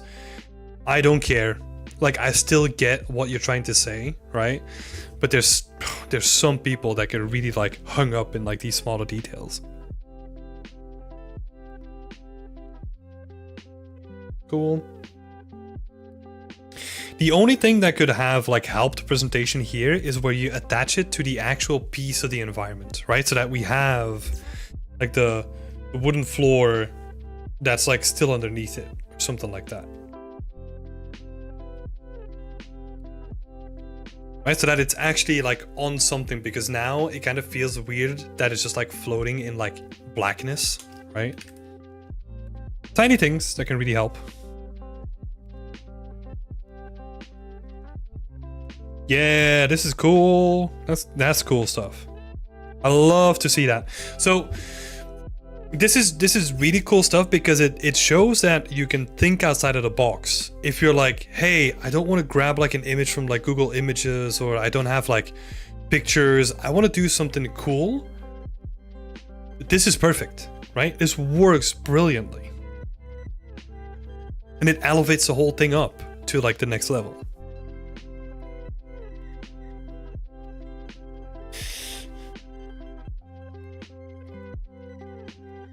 Really cool stuff though. Really cool work. Clean presentation. I still want to get an asset, because you have the assets here, and like the way that you broke them down on like an artistic level, right? Like this is how I approached it, this is how I combined multiple references. All that stuff is really cool. What I still want to see is just a stereotypical game art breakdown, right? Show me what the textures are, show me the poly counts, all those kind of things.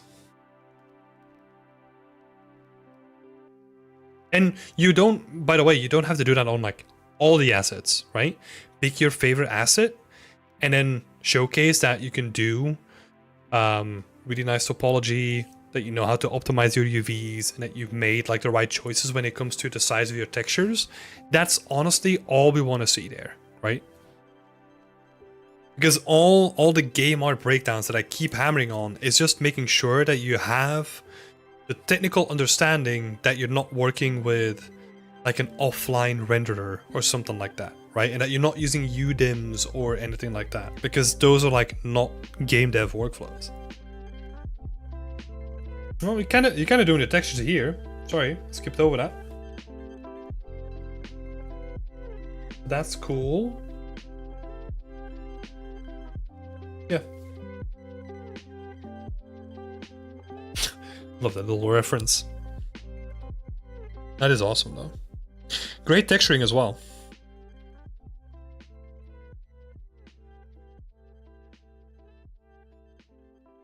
Really great use of roughness variation too. Yeah. Yeah, you know what you're doing with the texturing. Cool. Yeah, and also the presentation, the sequence of everything, right? Like the... the video first. I don't know why I struggle to think about the word video. Video first, some additional screenshots, and then you have like the main shot again, which looks really nice, and then we go into the breakdowns, right? Very nicely segmented, very readable. That's awesome. Honestly, you set like a really high bar, right? With that environment being one of the older ones, like you're setting the bar pretty high when it comes to it. Comes to your portfolio.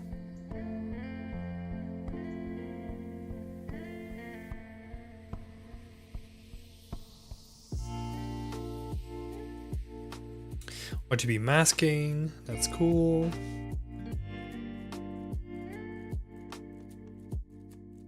Where is the tree?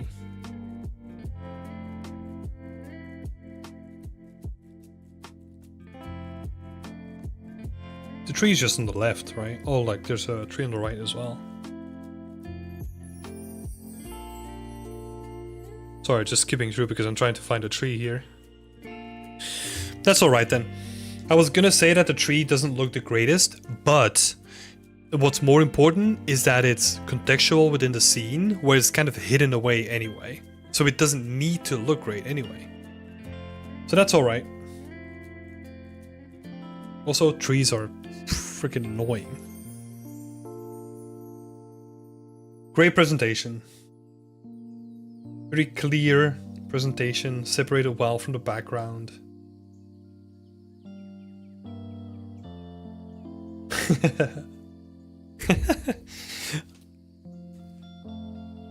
Okay, I'm laughing, but that's only because you've seen me so many times struggling with the word silhouette. It's just funny that you look at the word textured and it's misspelled again. Again, I'm only laughing with it because I recognize the pain, you know?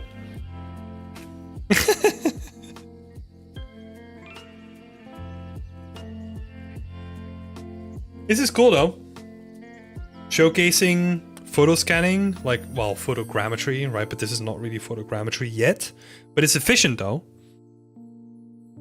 Again, really good at showcasing the work that you've done in like a condensed way, where this doesn't take up like multiple pictures. This is just like, hey, this is how I made the ivy. And it's all in one image. And it's great. And then showcasing variation as well, right? Because you got the ivy on the left, and then you got like the lily pads on the right as well.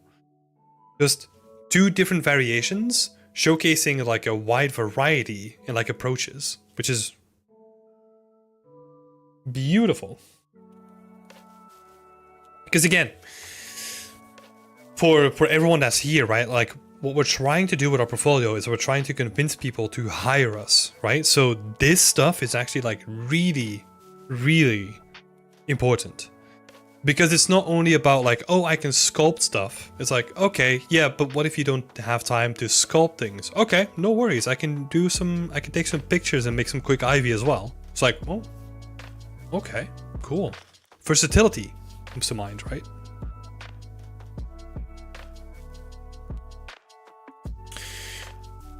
Nosred is saying, hands down, the best portfolio I've seen in a while. Yeah. Frederica knows what she's doing.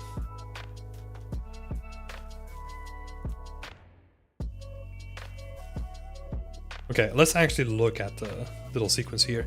50 seconds is like a little bit long, right? Because you're asking people to dedicate like a minute. And I know a minute sounds so silly. But if you're thinking about the quantity that recruiters have to look through and the amount of portfolio pieces that you have yourself, right? But to be fair, like, people can skip this as well.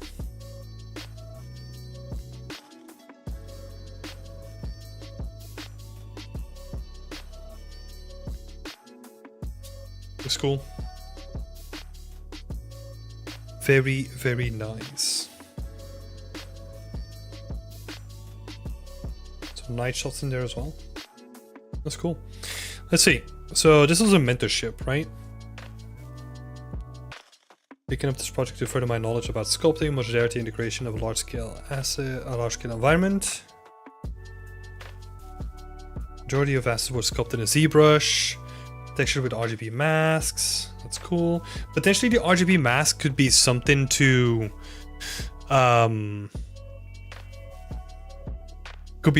put into a visual as well, where you show the different layers of your RGB mask in like an overlay of some of your assets, so that we can get like visually what it does, right?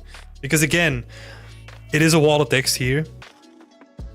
I think most people will read through it, but you don't want to miss a chance of like showcasing the RGB masks, right? Because that's a really useful technique. Actually, see, I don't think there's any place where you show that off, right? Unless, yeah, you do mention it here, but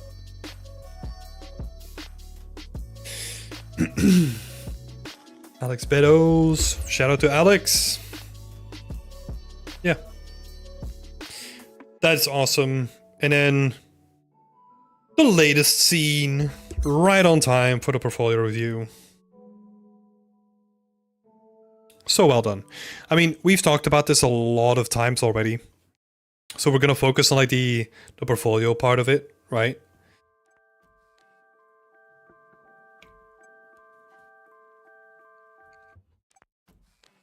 Much of the parts.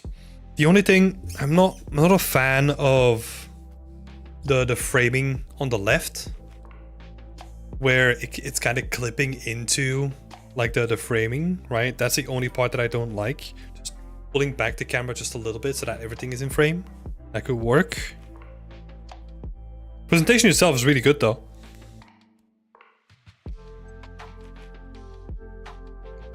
Same here potentially, right? It's not clipping, but it's getting like really close to the edges.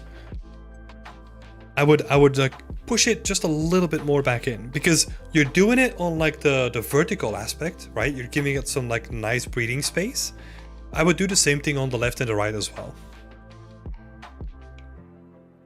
Same here, right? Just like rotate the camera just a little bit more to the left so that all the grass is like nicely in the composition.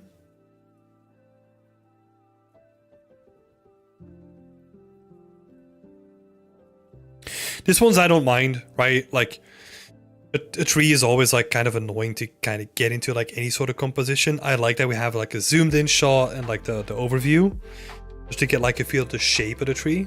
I think that's well done. It's looking nice. Clean presentations again, right? Great stuff.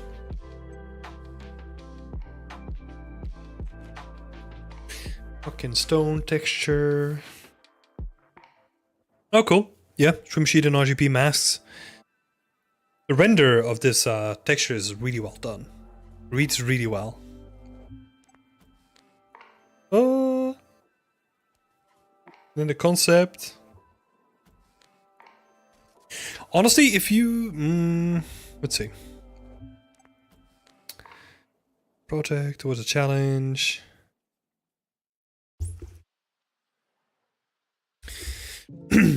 Is this like a picture that you drew yourself? Like the concept that you drew yourself? Because honestly, it might be interesting to just highlight that again, right? Where you say like, oh yeah, like I've got like a bunch of references, right? And this is my starting point, but then I turned this into like a drawing as a base, right? Just showcasing that you can do that as well. It'll be cool. Material breakdowns as well. Some of these, like the material orbs, I'm not the biggest fan of, but again, this is like a personal thing, right? I always like it when people put their material spheres in context of the actual environment, right? But again, this is personal, so don't take it as feedback, right? This is like a personal opinion. There was one shot here though.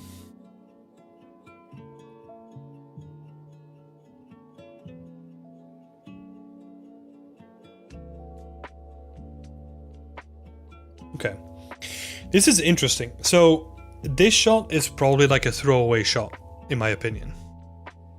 Like I feel like this one is just not nearly as strong as like any of the other shots that you've done.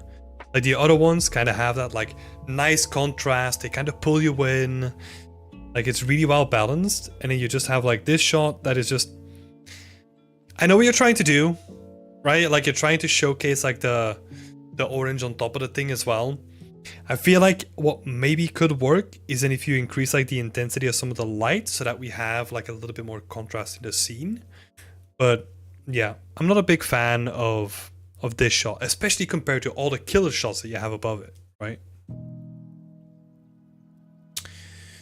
Visualdor is saying, I would love to get some roughness or base color breakdowns. Yeah. Of the whole scene, do you mean then? Oh, and also said, saw this a few weeks back, super good result. Yeah. I would assume so. I would assume so, Frida. That I feel like this is one of those gut instinct moments where you're like, I'm not too sure about this one. Honestly, I would always be more conservative and be like, if I'm not too sure, then I'm just not gonna put it on there. Because the other ones, they're all winners, right? And I can feel through this presentation that you think that they are winners as well. But I feel the opposite with this one. That you kind of have the feeling of like, eh. And if it's like, eh, then just don't do it. Yeah, cool stuff. And then Visualdor is saying, yeah, order materials as well. Oh, yeah. That's a good shout. For the materials, just having a breakdown of the textures too, right? So that we kind of see like, maybe pick, because you have like a decent amount of materials.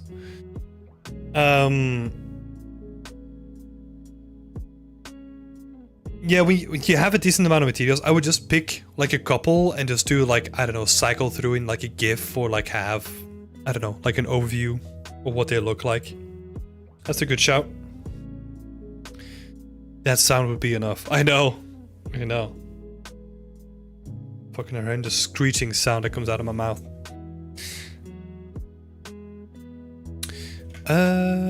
Oh, cycles. I don't really like the substance renderer node. Nah, it's okay. But compared to other render methods, yeah, it's not the greatest. But yeah, really good stuff. And thank you for the shout out. Appreciate that a lot. But yeah, this scene is really good. You know, I've said it a couple of times already. I feel like you can be really proud of this scene. You did a really good job on it. It's, yeah, really well executed. Me and my overthinking ass would combine all those styling materials into trim sheets, where I wouldn't really. No, what I would do, like an easy thing to think about trim sheets and when I would build them is when you're building a lot of volume, right? So, for example, I think we can even see that in this work as well, right? So if we scroll down, there's a lot of wooden elements. I would do that as a trim sheet because, yeah, that's what the building is going to be built about, right? So that's a good choice. But for the rest of it, you can just use tilables. And like this trim sheet gives you then the flexibility of making it like a little bit more complex patterns and also multiple buildings, should you want to do that, right? Because that is really the power of a trim sheet, right? Where you can say like, okay, I've made my material. And if you think back to my medieval scene, I can build whatever I want now because I have all the components to make anything that I want out of wood, right? And that's the true power of a trim sheet, right? Where you're building for volume. Yes, cool stuff. So,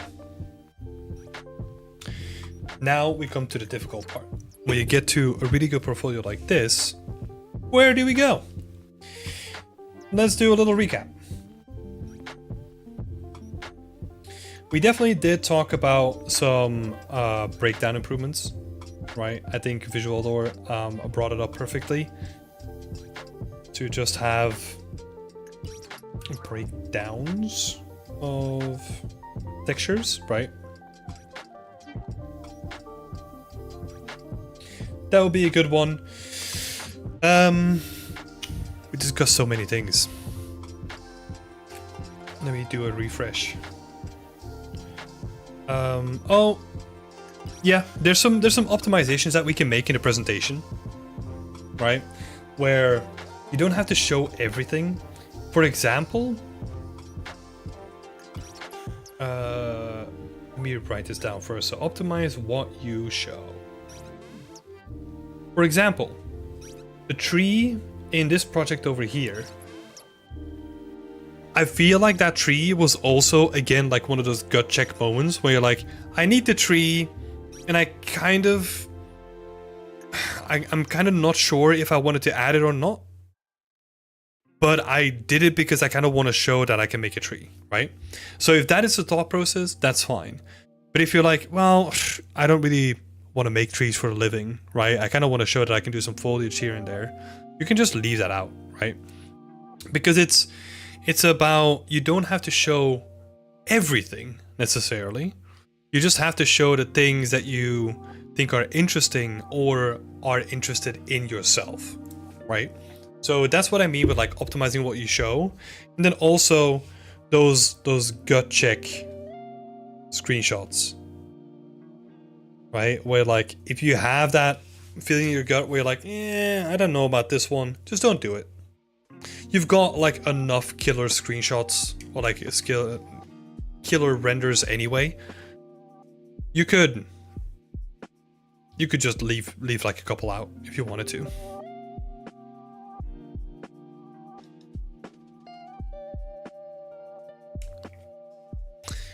I got a lot more ideas for breakdowns now. Yeah. And like, I'm a personal fan of like contextual breakdowns, right? Where if you break down the material, it's not just a sphere, but it's actually contextual to the environment. I'm a big fan of that because then I'm not only looking at a sphere, but I'm also looking at like how things are applied, right? So one of my favorite artists when it comes to that is Derek Elsoff here. And I just love the way that he approaches, especially this guy over here, right? It is a simple material with a simple presentation, right? The presentation that he's doing here is very simple, but really, really, really effective, right? Because we're looking at a catacomb like material study. Awesome. But this little render brings it to life, where it's still the same texture, but like we're talking about something completely different now, just because of this single render right here, right? So yeah, you don't have to go that far, obviously, but yeah. Yeah, I think that's honestly it. That's honestly it. We don't have like the 3 things that I wanted to bring up. Maybe for the future,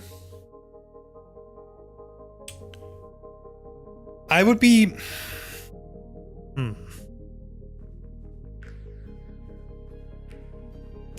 I'm honestly really interested to see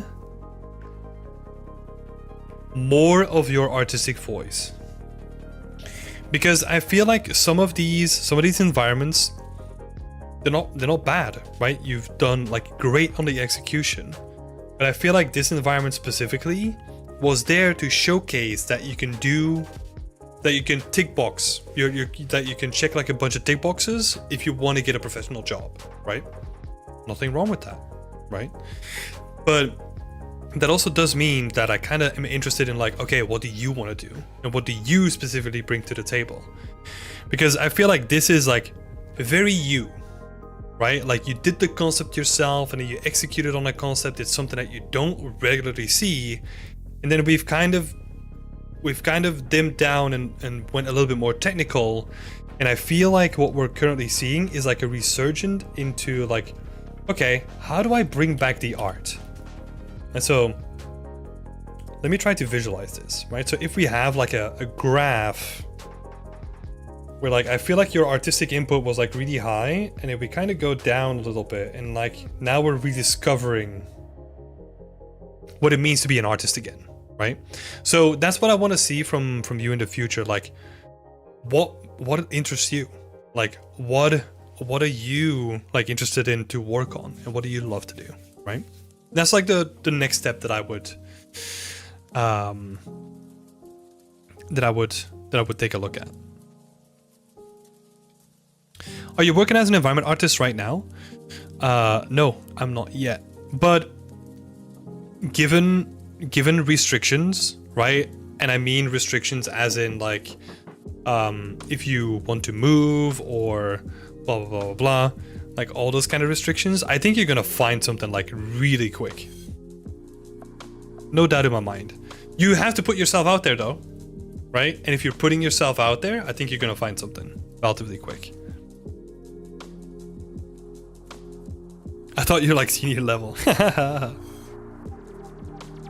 Usually that's the thing that takes the most time. I'm not even sure if I found my own voice yet. Oh yeah, it's a really difficult thing. And we all go through it, right? Like in the beginning, we're usually like really artistic driven because we're like, oh, I want to do this and I want to do this. But usually we don't have the technical skills to do the execution, right?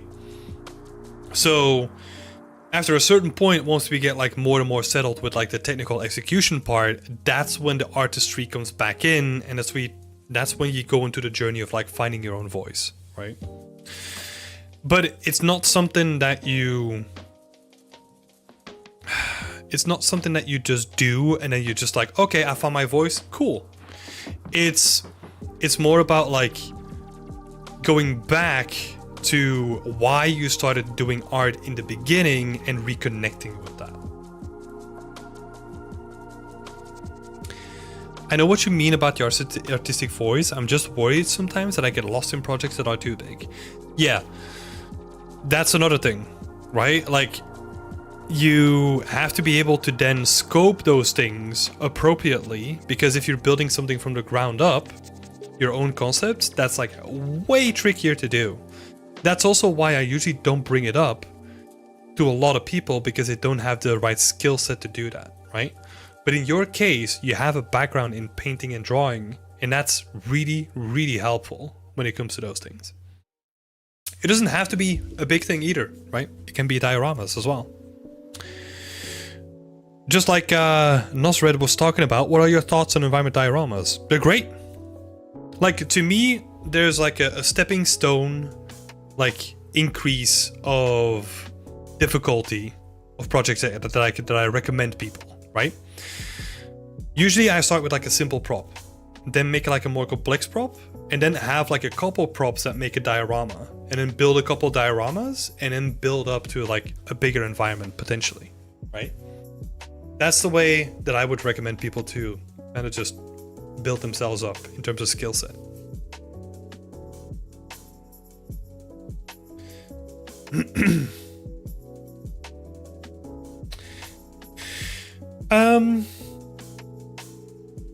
Cool. But yeah, I 100% agree with Hudson, by the way. You have a bright future ahead of you. I think I've said this I've said this thing myself as well. Like, you're very impressive the work that you're doing.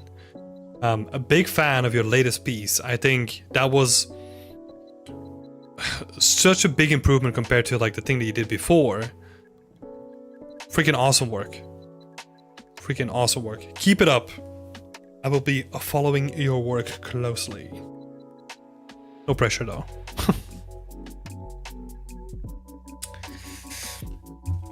I've been working as a stylized environment artist for several years, and I would like to take a step into realism. As there are many more opportunities out there. Can you give me some advice? I mean, the advice would be if you're still working as a stylized environment artist, do personal work that dives more into realism. That's it. Yeah. Thank you so much for the feedback and encouragement. No worries. Happy to help.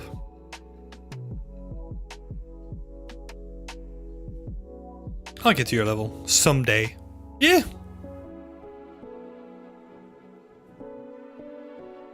Consistency is gonna win that race. You got it, Hudson.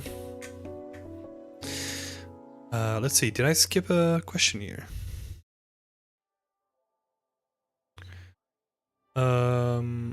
Oh yes, from Hudson. How about draw calls and optimization? Should we worry about it? Should we worry about that when we're creating a portfolio as an environment artist? Optimization, yes. Topology optimization for sure. UV optimization, right? Making the most of your UVs for sure. Making the most of the size of your textures for sure. Draw calls, no. I honestly wouldn't worry about draw calls because draw calls get handled on like an engine dependent basis. And I've worked with engines that batch assets in like a completely different way, and we had to think about like making assets in a completely different way because of it. But that's so specific to the engine that you can't really prepare for that. Also, draw calls, usually if you think about like trim sheets and tileable textures and all that kind of stuff, you're good enough for draw calls.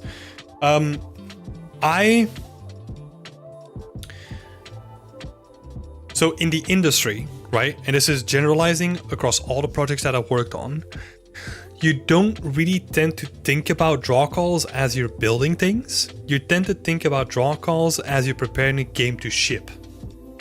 So that means that at a certain point, like, you build really cool stuff, but there's gonna be a point where like maybe the engine can't handle it, and that's where you have to think about draw calls then. And then there's like a whole bunch of like optimization that happens, all that kind of stuff.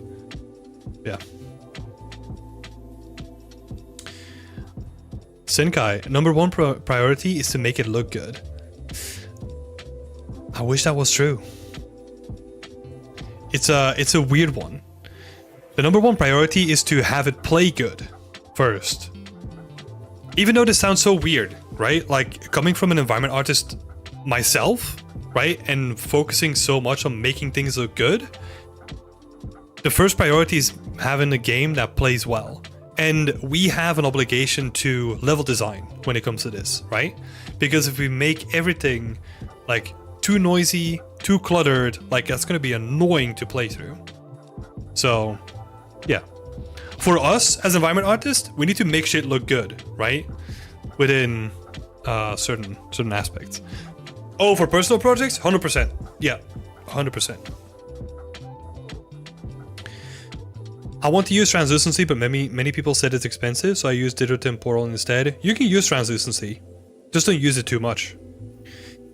If you have a project that requires translucency, just use translucency. Because again, it's so specific on the game engine that you're going to be using and the tech art support that you have within that team, if you can handle translucency or not. Right? I think, for example, Far Cry only has translucency on, I think, like rum bottles and car windows. And for the rest, they don't really have translucency apart from like the main tower in the game or something like that.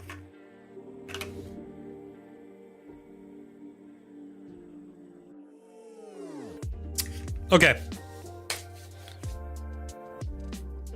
Hey, Randoom! Welcome back! Good to see you back, buddy. Yeah, Sengai, absolutely right for personal projects. Focus on the good stuff.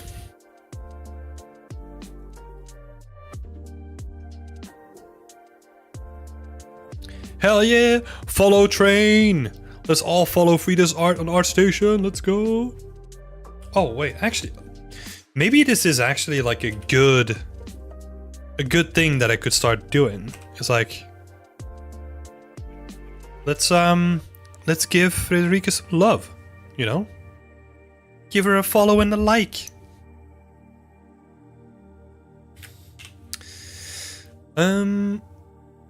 Let's see. I have a question regarding Hudson's comment. I'm making normal decals for my project. Would it be right using them on every single corner? I've heard that it's too expensive.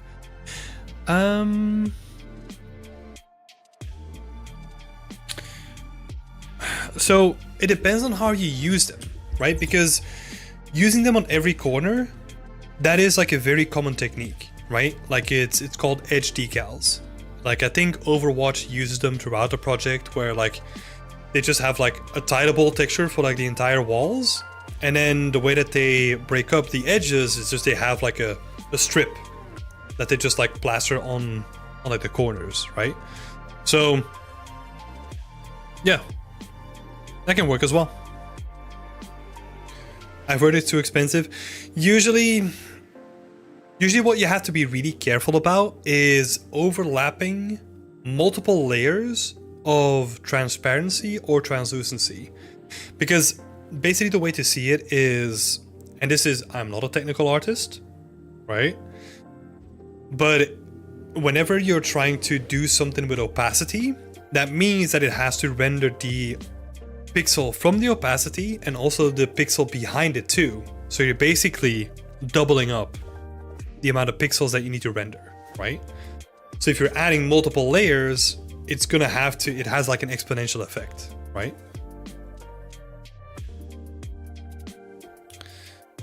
Alpha sorting is something different.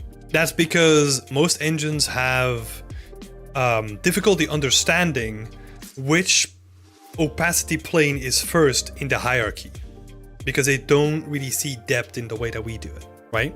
So that means that, for example, if you're working with like, this is something that we had on a project that we were working, right? And this is Beyond Extend project, right? Where for the Philippines pack, we had these water bottles, right? Like these big water bottles that were translucent.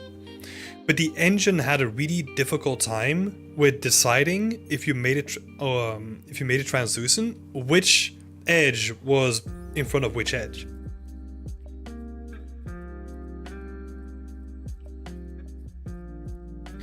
Is that different from translucency sort priority? We're getting into the specifics a little bit. I think you might be right though. I think I'm talking about like translucent sort priority rather than alpha sorting. It also gets flagged when I attempted that because it's too expensive. But honestly, going back to the topic, edge decals, like there's nothing wrong with that. If you're adding 5 layers of them, yes, we have an issue. If you're just doing like a single decal on every edge, you're fine. Even if you have like multiple ones. Hey Adam! Welcome. Okay. Good questions though. Let's Oh.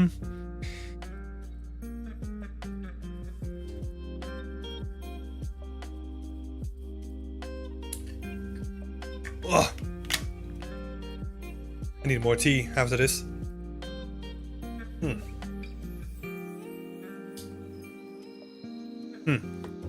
Okay. We're gonna do the last one for today.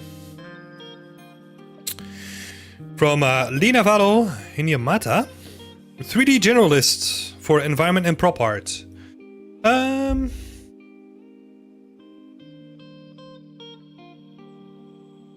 Let's drink a little water. We should. We should. So 3D Generalist, Environment and Prop Art. I would honestly get rid of the 3D Generalist and just call yourself a 3D Environment and Prop Artist then. Just get rid of the Generalist. Make it easy for people.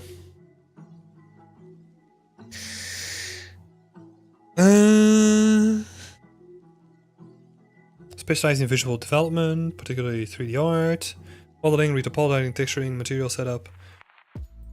This time... Okay.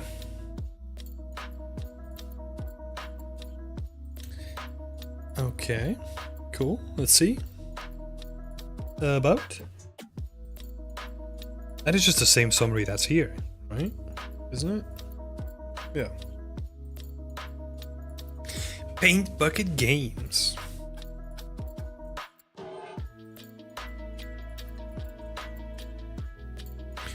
Let's have a look.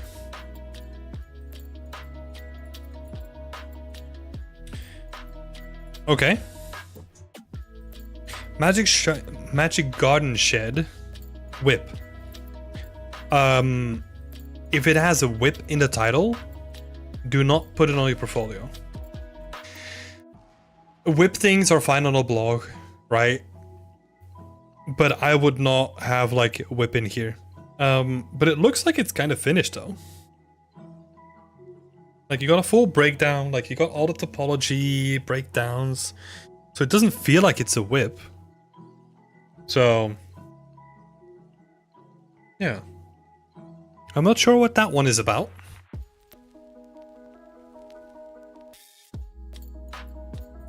I should probably update this about page in my ArtStation. Oh dude, I'm curious now.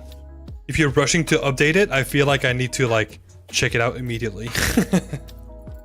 Maybe a random question, but does anyone know if Genshin Impact uses forward or deferred rendering? No clue. I actually don't have an idea about that. Also, I'm not a technical artist.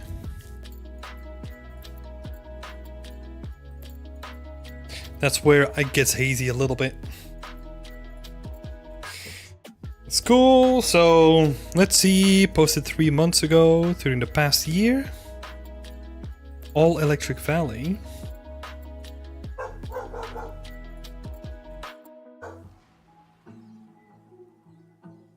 Don't know if you can hear that. Nacho's going nuts outside.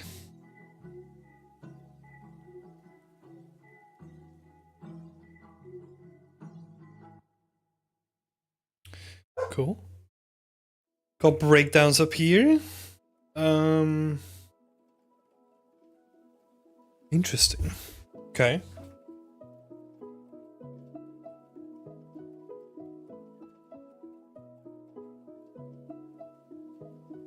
So you have a unique texture on this.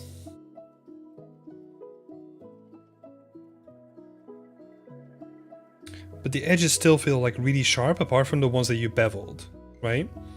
So I'm kind of getting hints that you probably would benefit from going back to basics a little bit and going back into baking.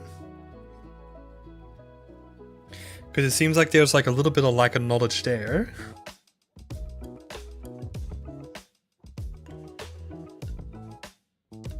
Yeah, see, because this looks nice, right? Like the bevel on this and like the way that you textured it looks really nice. But I would expect that to come from the texture rather than adding a bevel in. Oh, I see. They're not textured by you. Yeah, forgot. This is a team project, right?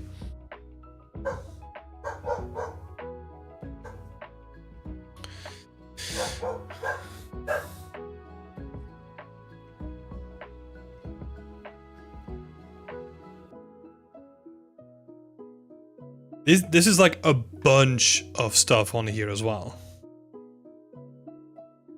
I feel like you can easily condense like all the information on here to be like a little bit more condensed, right? Because there's like a lot of images. It's not that bad necessarily, but like you can definitely optimize this if you wanted to. That was cool though. And then the team challenge.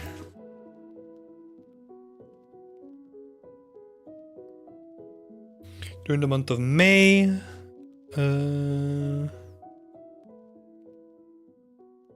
Yeah, I think this could benefit as well from like what we talked about before, right? Where you say like, oh, this was a team project done in 5 weeks by this amount of people, and my main role was modeling and texturing, and then you just give like the massive description, right?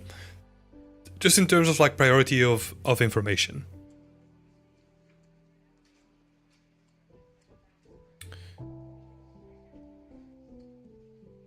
Cool little presentation.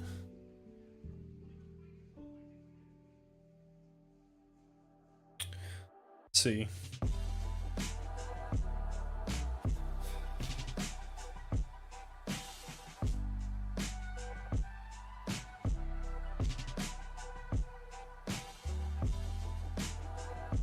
I'm trying to spot the same mistake again, right? But see, because you're doubling up some of the edges. So I'm unsure if you're... Let's see, so the chair also has a bevel. Sorry, this is getting like a little bit too technical. Yeah. I mean, overall, the presentation is good though. Like the presentation of the assets, you got the wireframes. What we are missing though is a texture overview, right? How many textures you used, how big the textures were, how did you pack like this many assets in like a couple of textures. There's some really interesting stuff that you can do with that. Magic Baz, hello. We have a pretty long waiting list currently, but I can quickly send you the page for our portfolio review sign up if you're interested.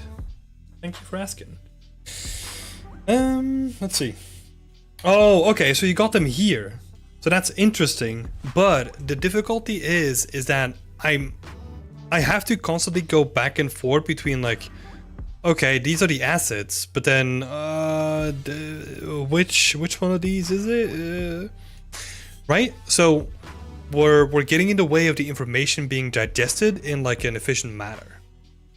What I would do instead is just have the textures right next to the objects that they're textured with, right? And do that based on the textures, right? So if you have a texture that has like all the barrels, for example, have like all the barrels and then like all the textures of those barrels like right next to it, so that we can tell like, oh, this is the texture, this is the concept, the content rather.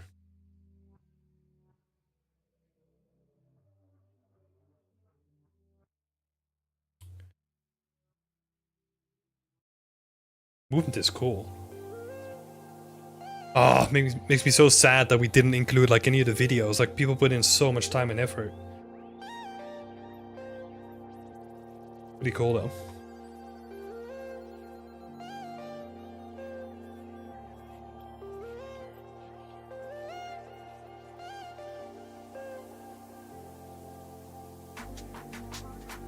Sign up today, we will get back to you in 1 to 2 years.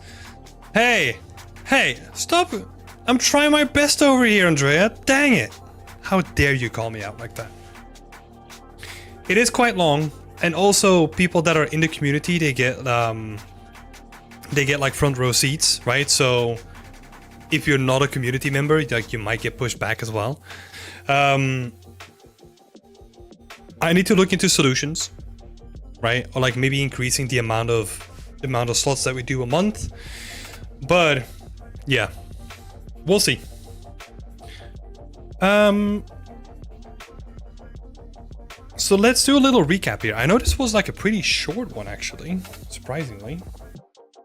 Me just yapping on for ages. So,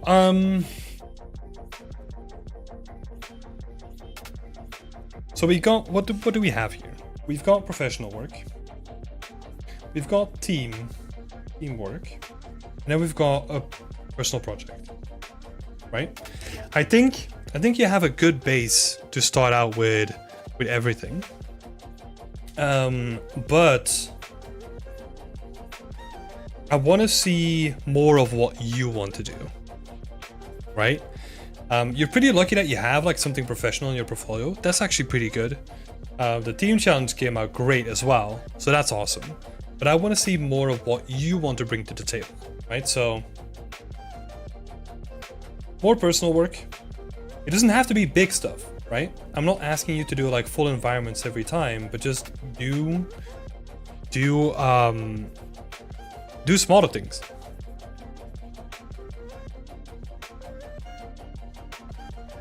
More personal work. Also, the breakdowns are really good, right? I like the way that you did the breakdowns. It's just like linking them together, right? So making them more consistent.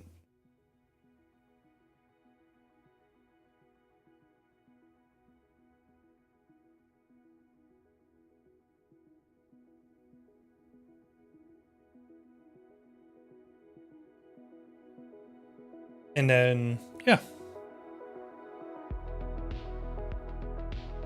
I think that's good for now. So yeah, thank you for sharing your work. I just realized that I forgot the context, to include the context as well. Andrea is saying, maybe improve the bot image. I get the impression that the project is just that bot and also a massive library of assets in a commercial project. Maybe also adding a project logo. That's actually a good point. So that might be the only time where I agree to add like a logo to anything is whenever you're doing something like that. That's actually a good shout. So yeah, just having like an overview of the game, right? Like a really interesting project screenshot or something like that, and the logo, and that already makes it feel like it's like professional work. So that's a good shout. Good shout. But yeah, thank you so much for sharing your work, and I'll also add the link to your portfolio in the chat too, so that people can like and follow and stay up to date. Okay, let me switch on over. How long could the wait be? I'm not ready, but I would like to get a review once I finish my mentorship project, maybe in 3 months, just to know when it's a good time to sign up. Let me actually have a quick look.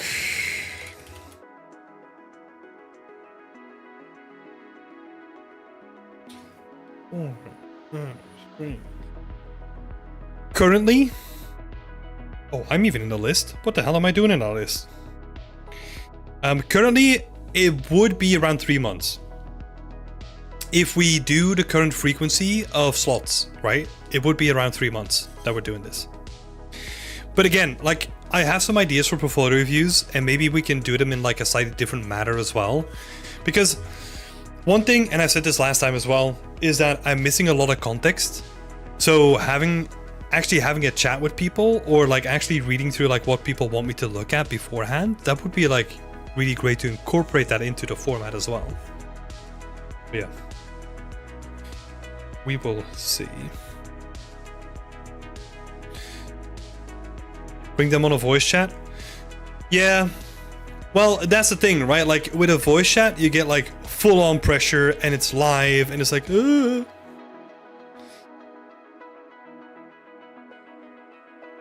Also leave Will a follow. He's up to big stuff. Cannot post link. Oh yeah. Let me do that as well.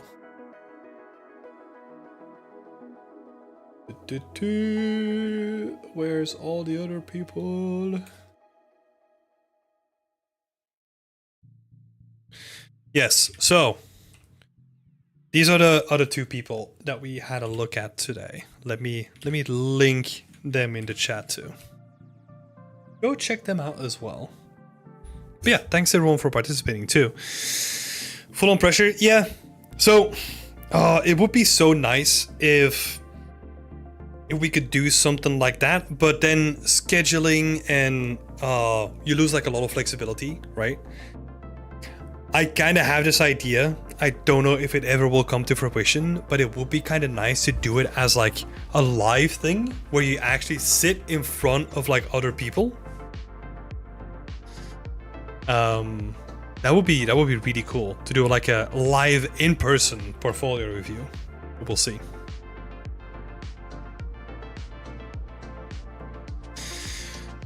Okay, I am gonna leave it here though.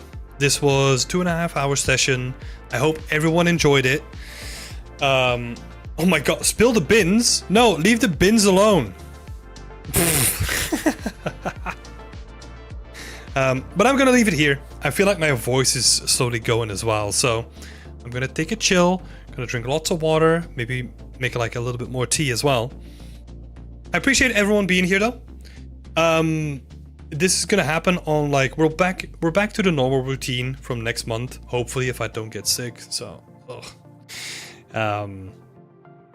yeah, so I hope to see you there, but we'll be back tomorrow, right? Tomorrow is with Wednesday, so that's where I go through people's actual work that they're trying to get done at this point, and we're gonna see if I can get some feedback there. Where can I see? Let's see. Where can I see if my portfolio gets reviewed? Any way that I can watch it in case I missed the stream? Not really. Honestly, not at this point. You just have to like stay up to date with like all the portfolio reviews that we do. Yeah, that's the way that it currently works. You can keep up to date with the same page that I send you to sign up though. I'll keep that up to date, and then you can kind of see on like a regular basis if your portfolio is up next. Yeah, a little bit clunky, but we'll work on it. Thanks for doing overtime with us. Yeah, it's always a pleasure. It feels good to be back. Like, it feels like I've been gone for ages, but yeah, it feels good to be back. All right, people, thank you so much for hanging out. I wish you all a nice evening.